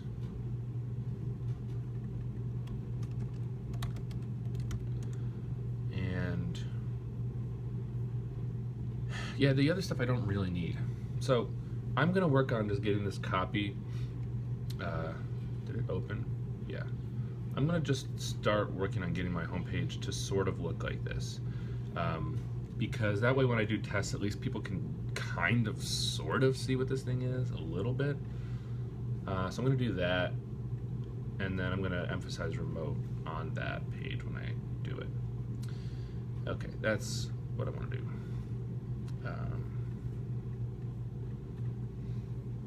Here's my code. Should definitely be merging this into master. I mean, at this point I think it's got to happen. This is the only way that this is ever going to work. Org IDs and URLs. Get.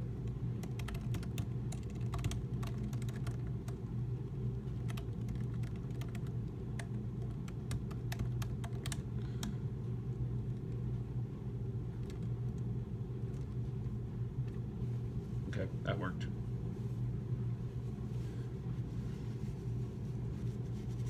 Sorry. A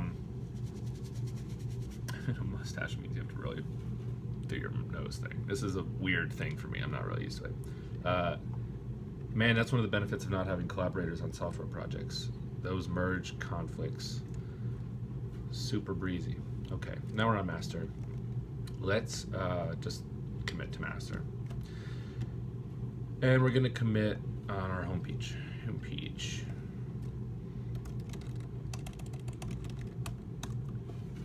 Excuse me.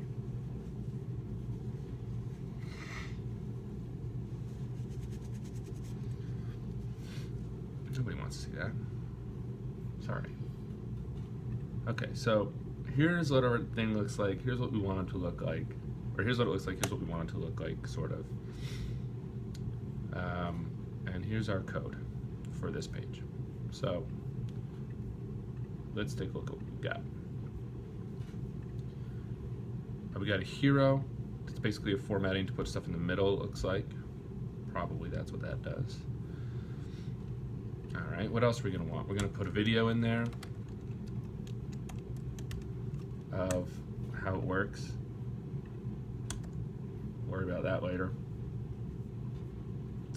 Shuffleboard takes the pressure off great collaborative workshops. I'm gonna have to retype all this since it's a PNG, but I'd rather do that than risk having whimsical up and then my computer blowing up, because it kind of used to do that.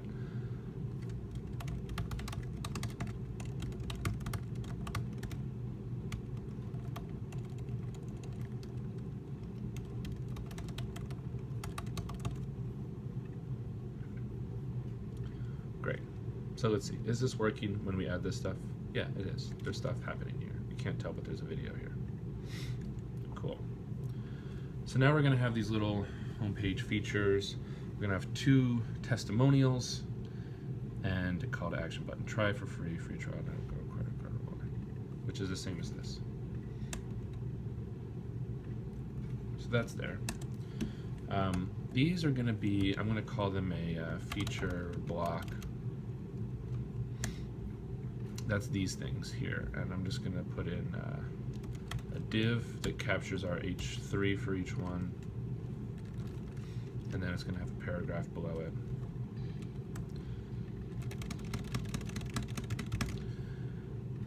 Yo, live on air.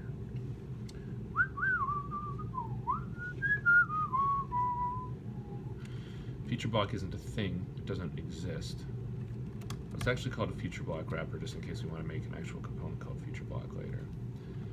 Let's just throw it in miscellaneous, because whatever. We'll make 4 of them.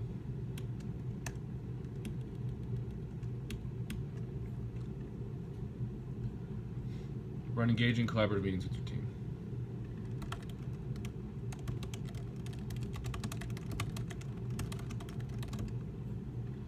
Shuffleboard uses simple guided prompts that people can answer on their phones.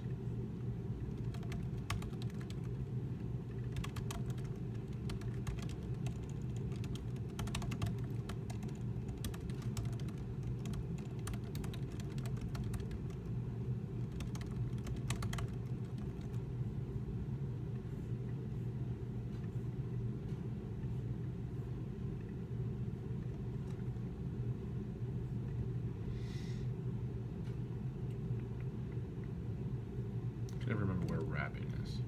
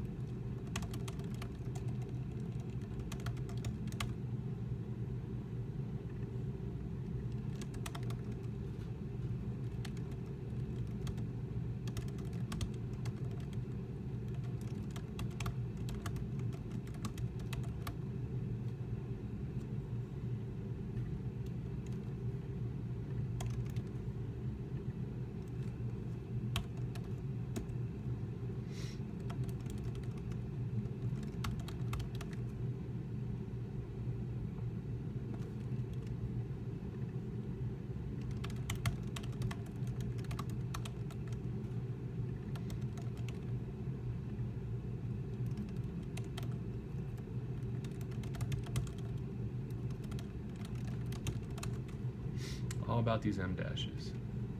I forget if it's M or M dash, we'll find out in a minute.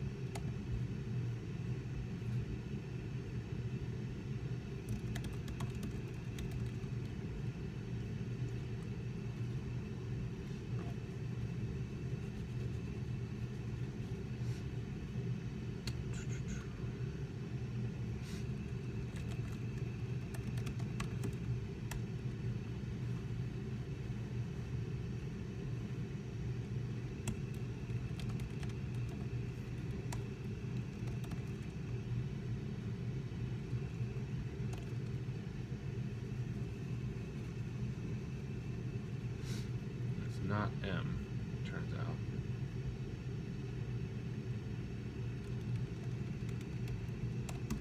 Is it that? Yep, it's that.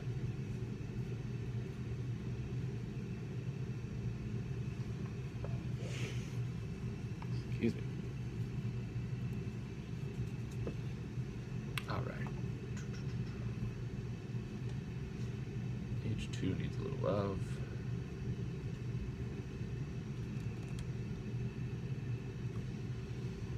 Whatever, close enough.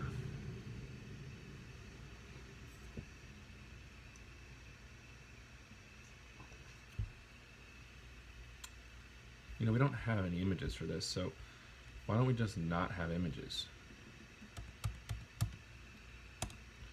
And we're just gonna buddy these up. Look at this. Done. And these testimonials are a little wacky.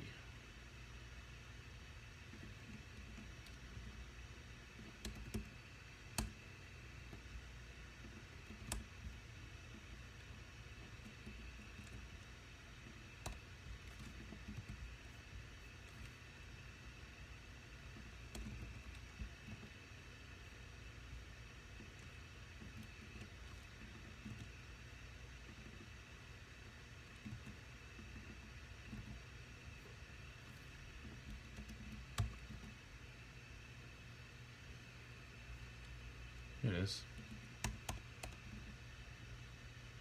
Testimonial wrapper.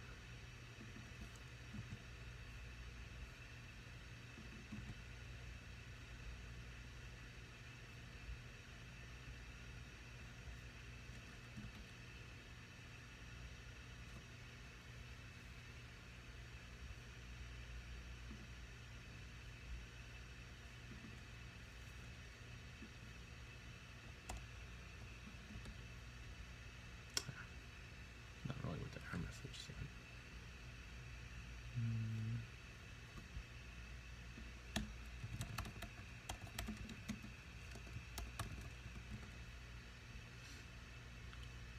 Nice.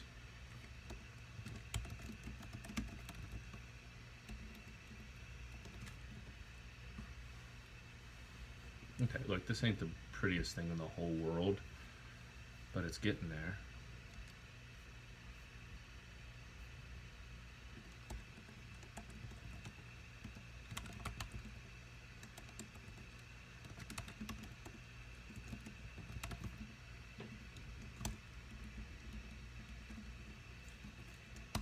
Simple.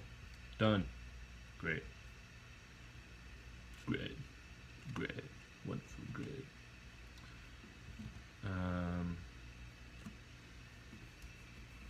Let's do this a few favors. It should be that big, and this is not responsive at all, but we'll make it that big.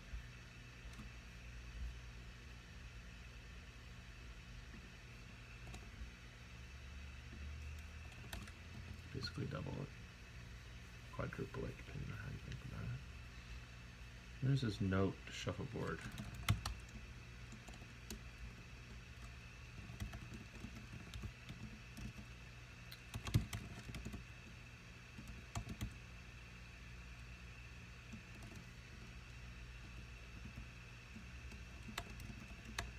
Hue, saturation, lightness.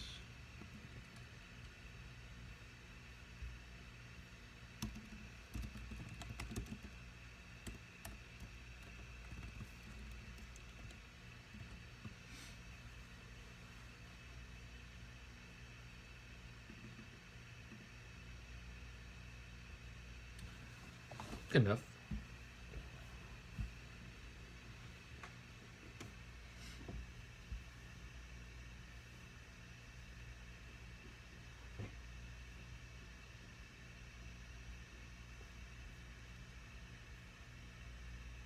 Don't really need this.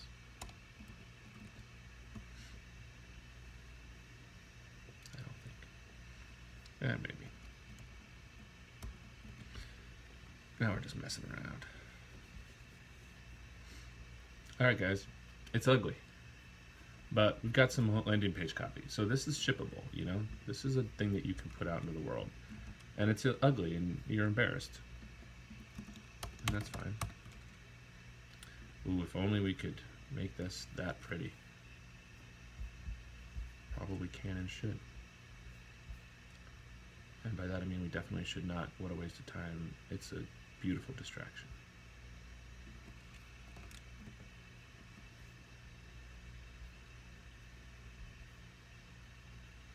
All right, got it. What do we got? Globals, very rough. Not even worth doing. We've got some home styles, some new home styles for testimonials. And feature blocks, which is the thing we just made up. And the homepage just has more content on it, more copy, basically from this guy. Anything else we needed to really add here? I mean, all this at the bottom, it's not even a thing yet. There's no such thing as any of this. These pages don't exist, so it's not worth adding any of that. Yep, all good. That's served its purpose.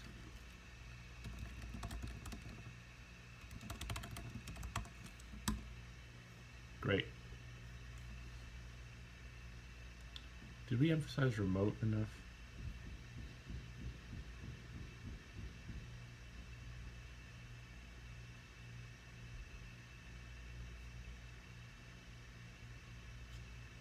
I don't think so.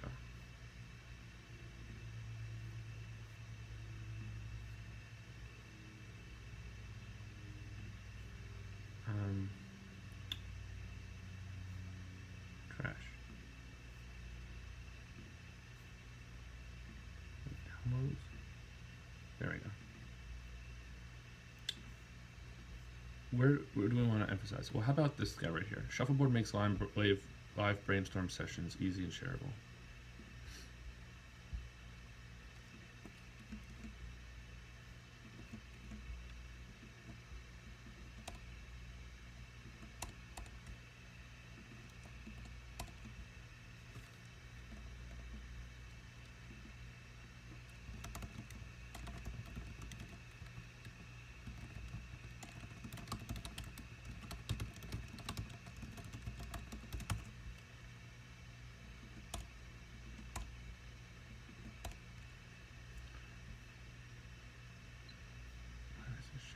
Shareable is implied if it's remote. Let's listen.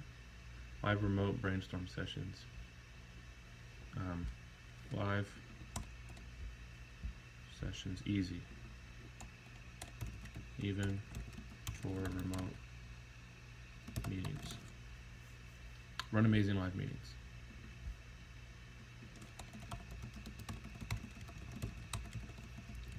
I know I'm gonna have to put this span or this emoji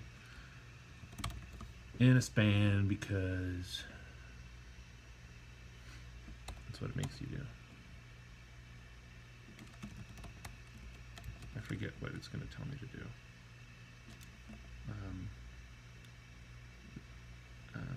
RA label. Shit.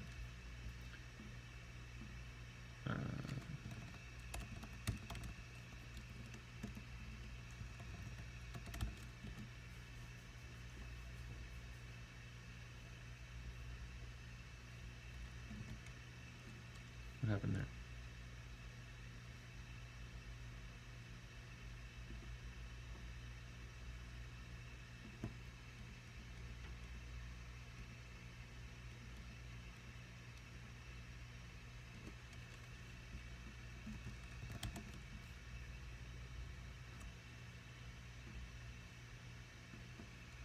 Total hack. It's fine.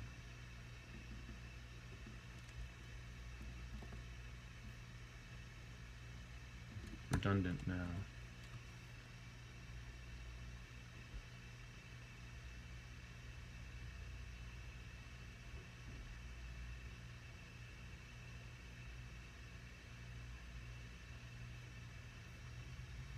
How about let's just try one iteration. Puts brainstorms on autopilot.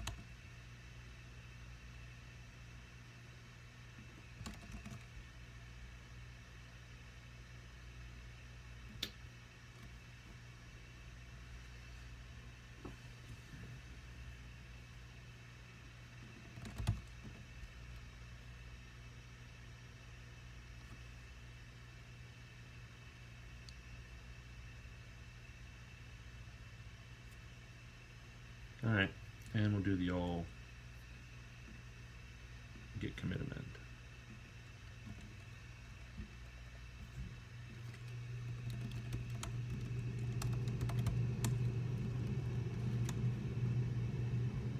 Great, great, great, great.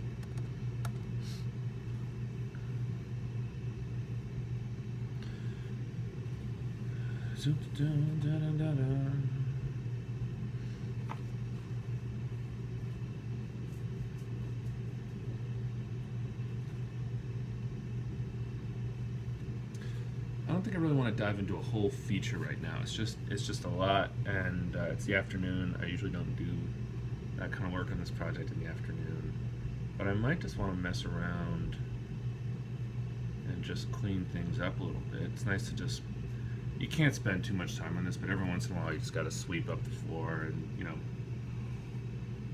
get things organized.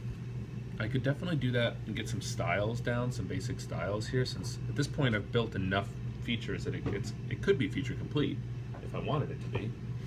So that might be a good thing to do, just some basic styles so it doesn't look like crap.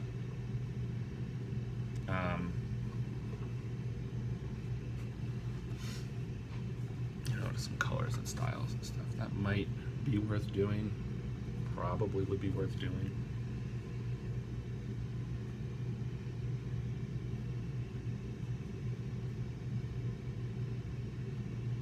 Would it be though? Would it be? What do we decide this would look like if we used gray? Do we want to even go gray right now?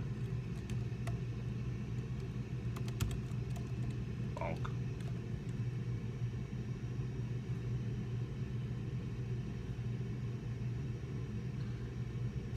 What color gray should you use for your background? Basically the lightest gray you can possibly imagine.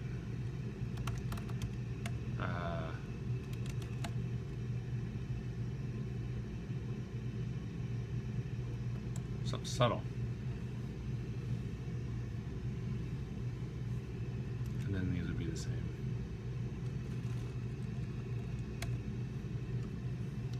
Yeah, we're just wasting time.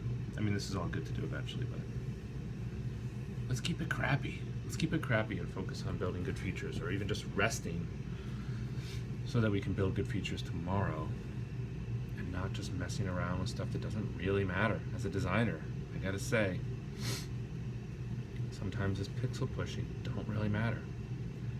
You know what is a little confusing though? Just this top and bottom thing here. Let's just put some basic, we're not even gonna do visual style, we're just gonna make the alignment work. So we have some kind of header.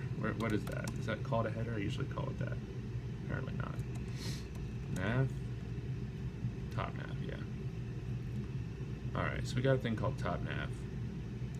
Display grid.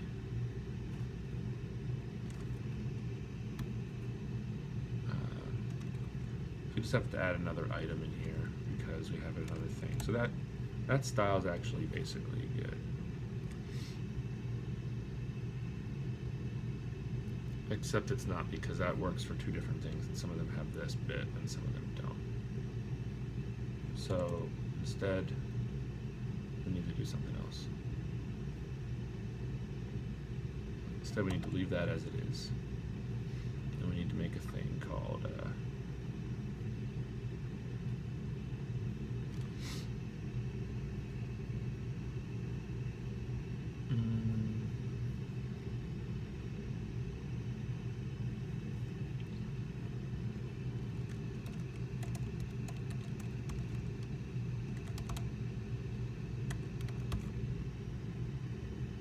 little weird.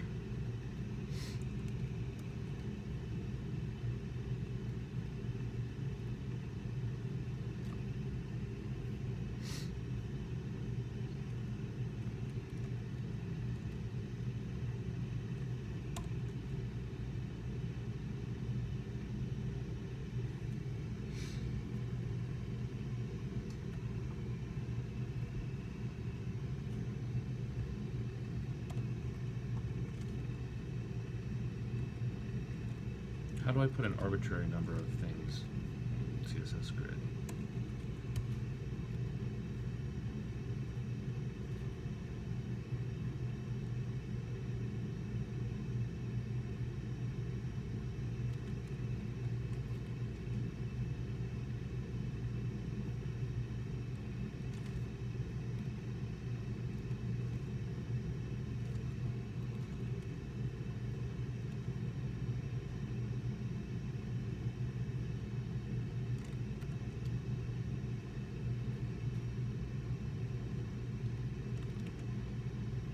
Good enough. Just have the max number, maybe. It's a little weird.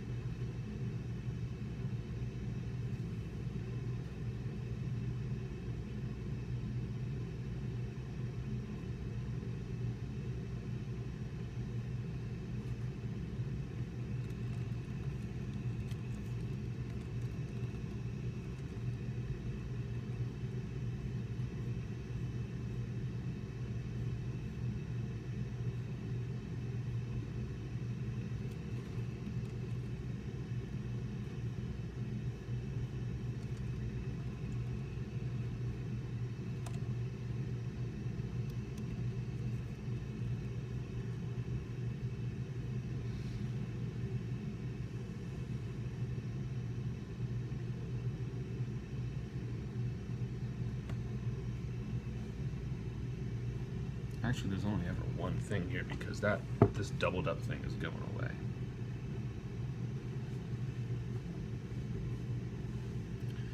Let's do that instead. What did we change? We just added that weird class.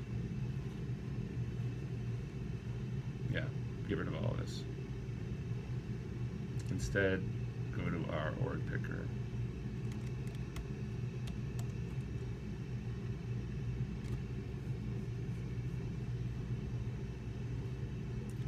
This is not an org switcher drop down anymore. It's a nav drop down.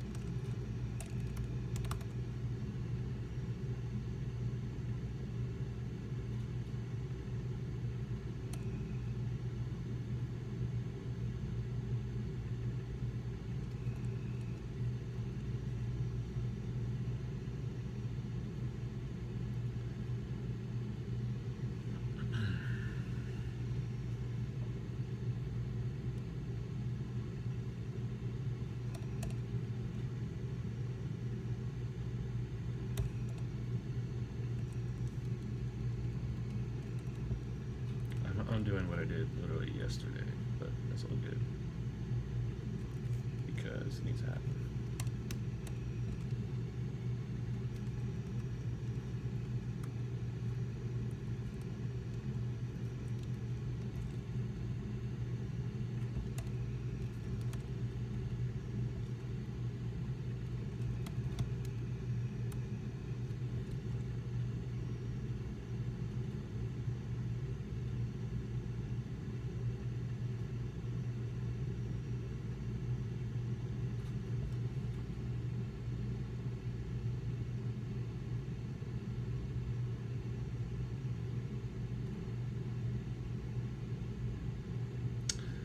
This is a little tough actually because we need multiple things here. We need the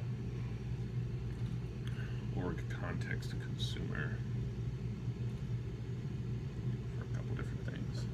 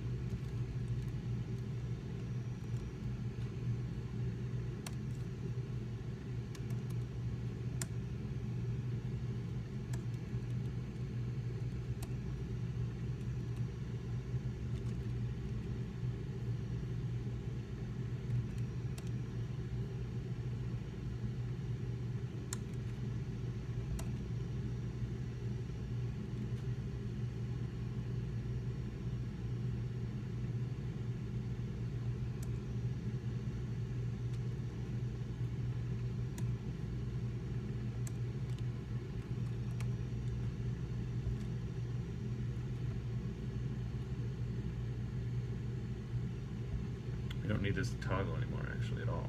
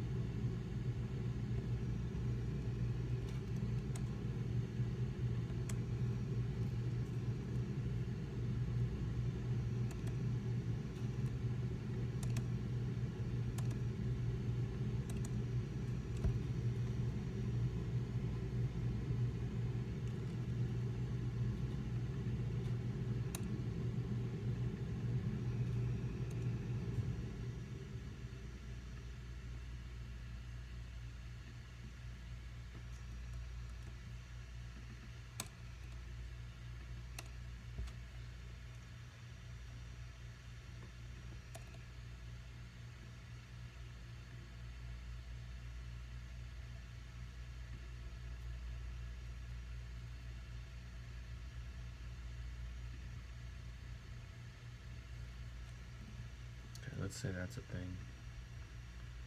Let's say we've got toggle and content now.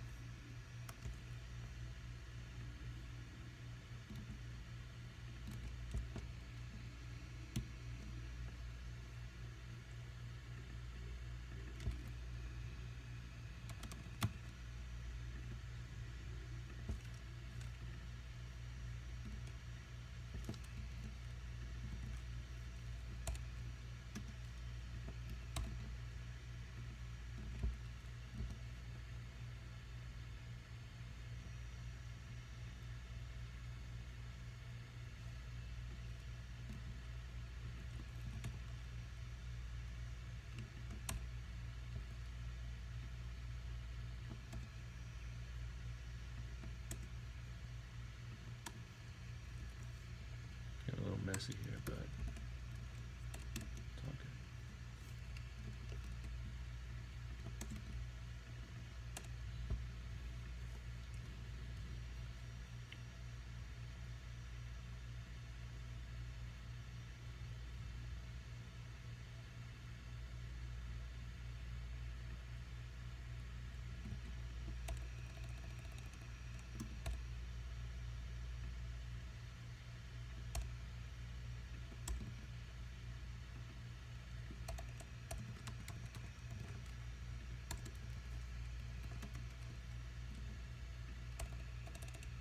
Alright, what about this? What does this look like?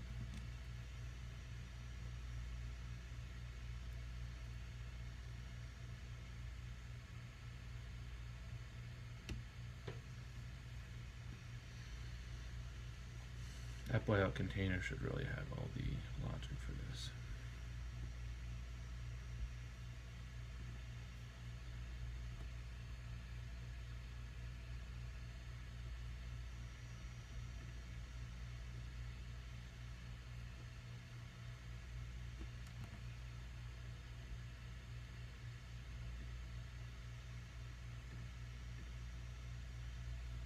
Hey, that looks pretty good.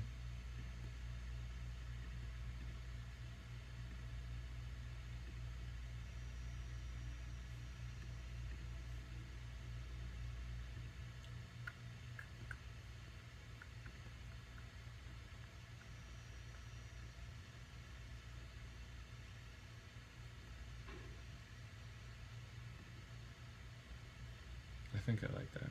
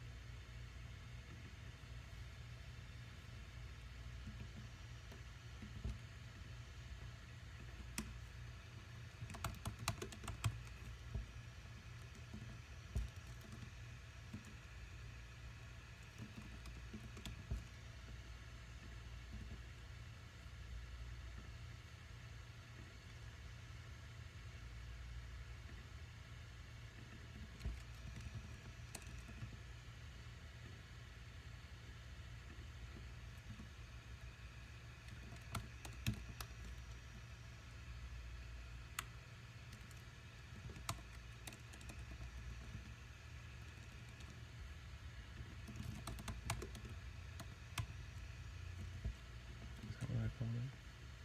Yeah.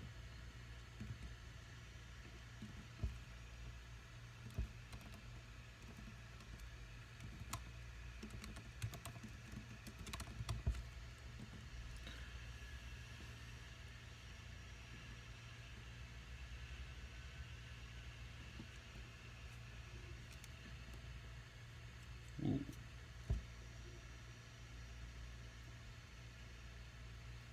Yeah, I tried some funky stuff. What happened?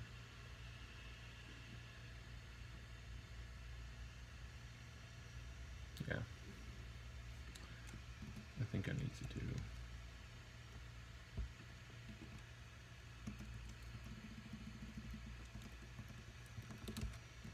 that, maybe.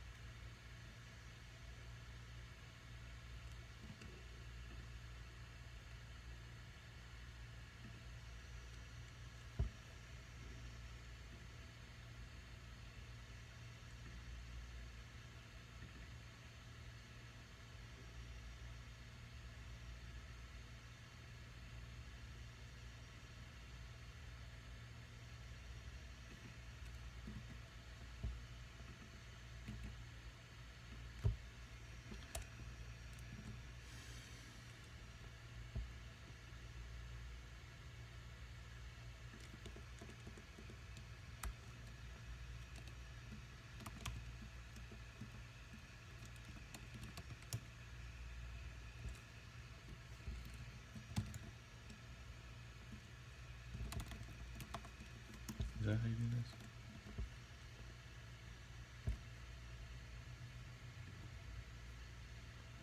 R.ID. Yeah.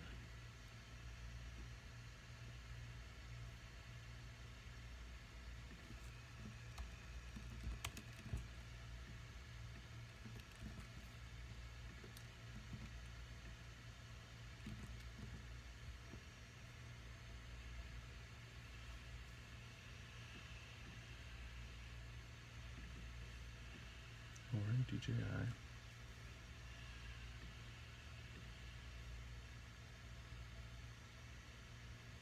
Or DIJ, is what I meant.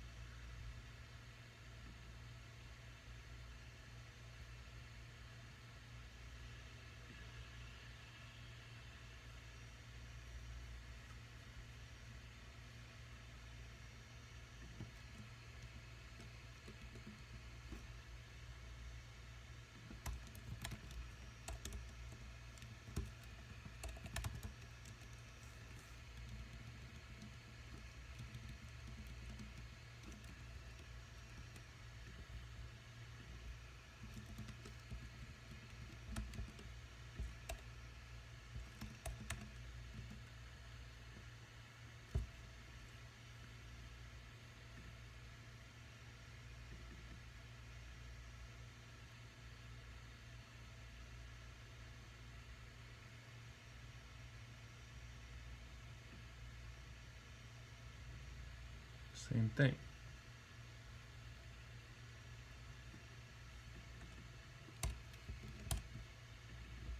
So what's going on?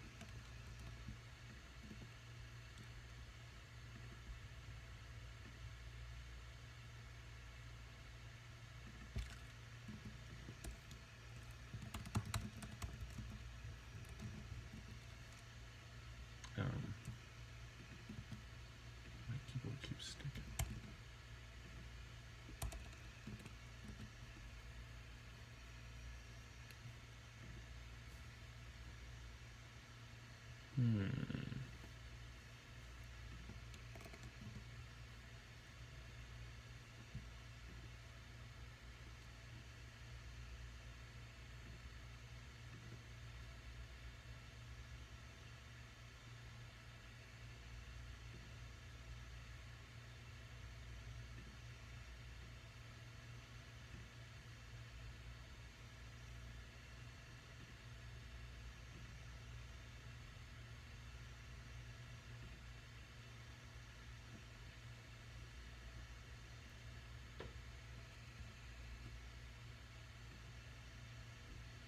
The current org is working.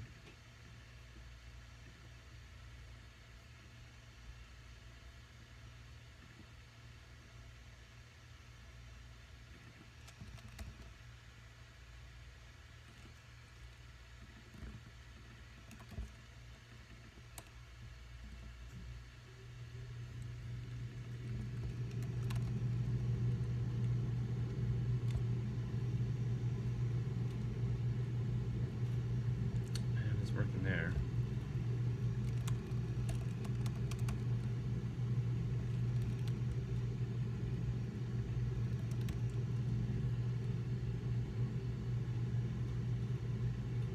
And now it's working. Shit. What did I don't know what was wrong.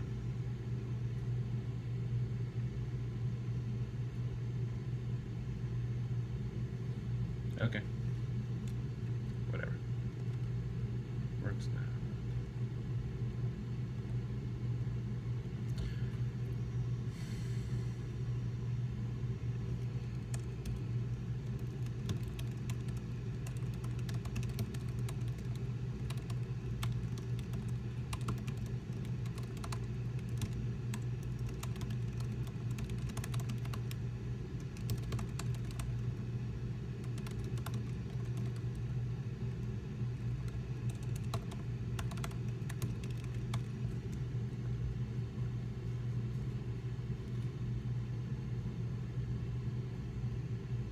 So that's a little better. Like that's a little clearer. It's a real thing now, you know. It wasn't really a thing before. It was pretty wacky. So I'm glad we have that. What other places are just too wacky to be useful? This is sort of one. Let's commit this first.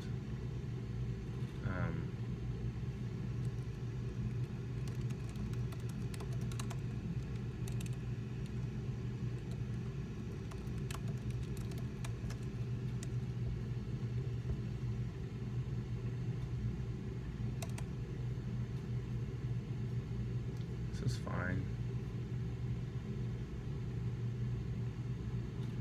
This is all fine. I mean, it's not great, but it's fine.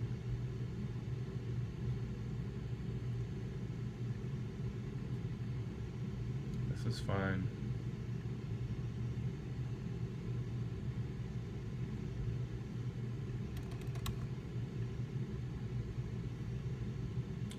This is kind of fine. Is this a link though? It shouldn't be.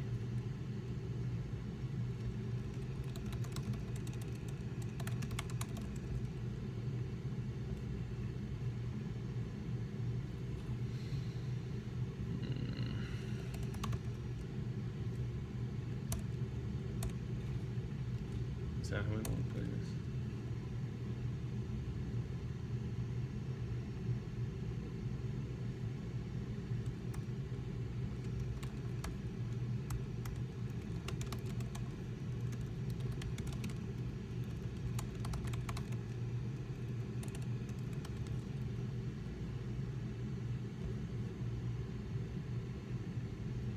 I think that's probably better.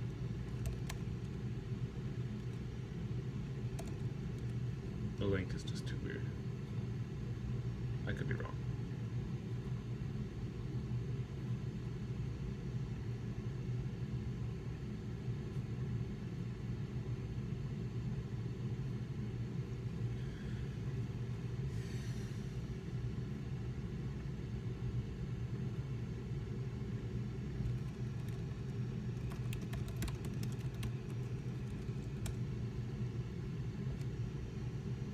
You could do the, stats. How many questions? That could be cool. Do we have that readily available?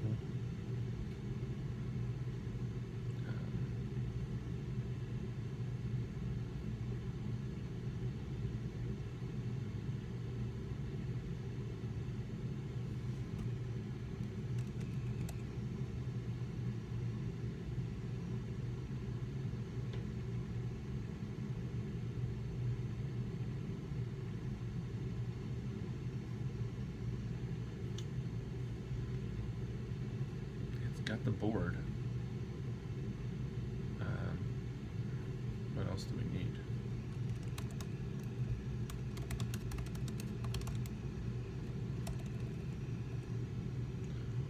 Board, current slide.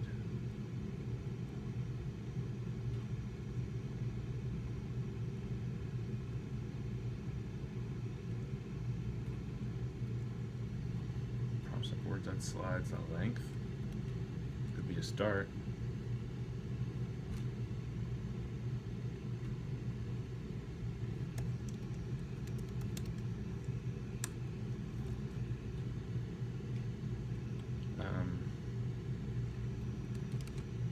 Looks like we're already getting it, so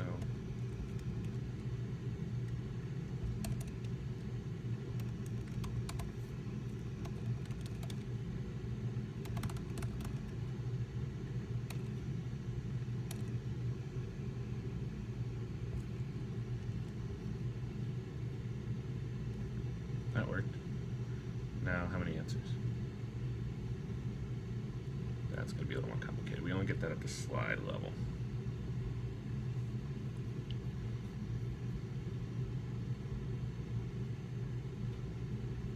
Yeah, we only load the cards for each one. So let's not worry about this right now. I'm kind of stumbling around here. I think this is a good sign that I should wrap it up. The only other layout thing that might be good is to fix the reports, because this is a little weird.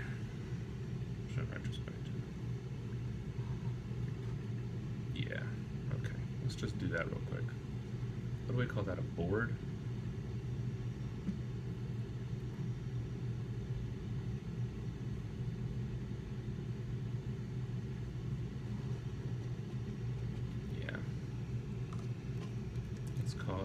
board report header wrapper.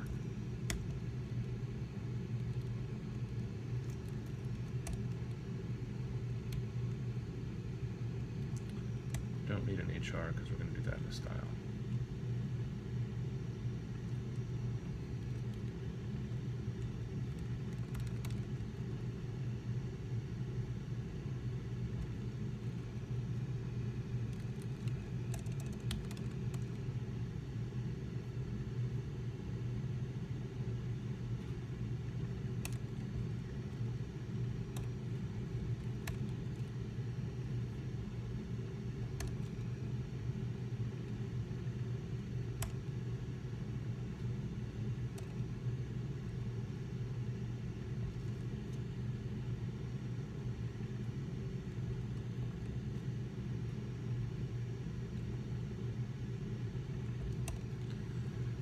And while we're calling that a board report, I think I want to call the whole thing a board report because it's not a board. The board is a data thing. It's not a visual. There's too many representations of board here, so we should change that too.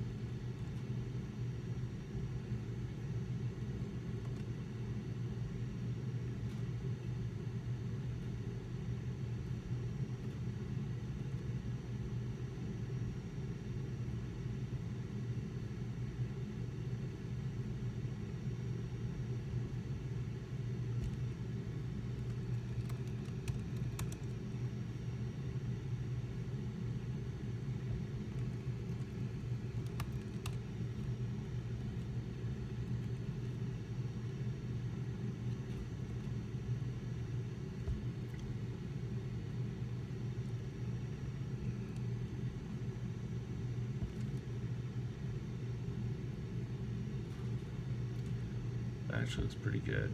And I just copied those over. Let's see if it works. No, not good.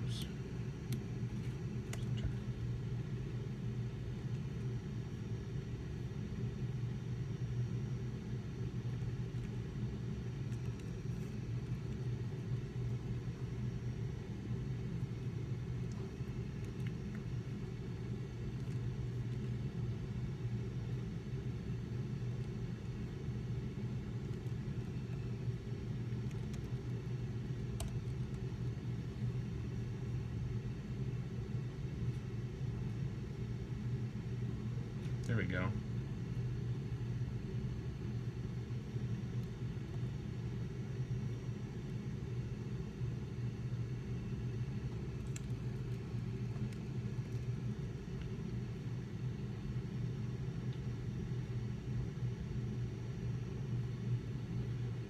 Okay.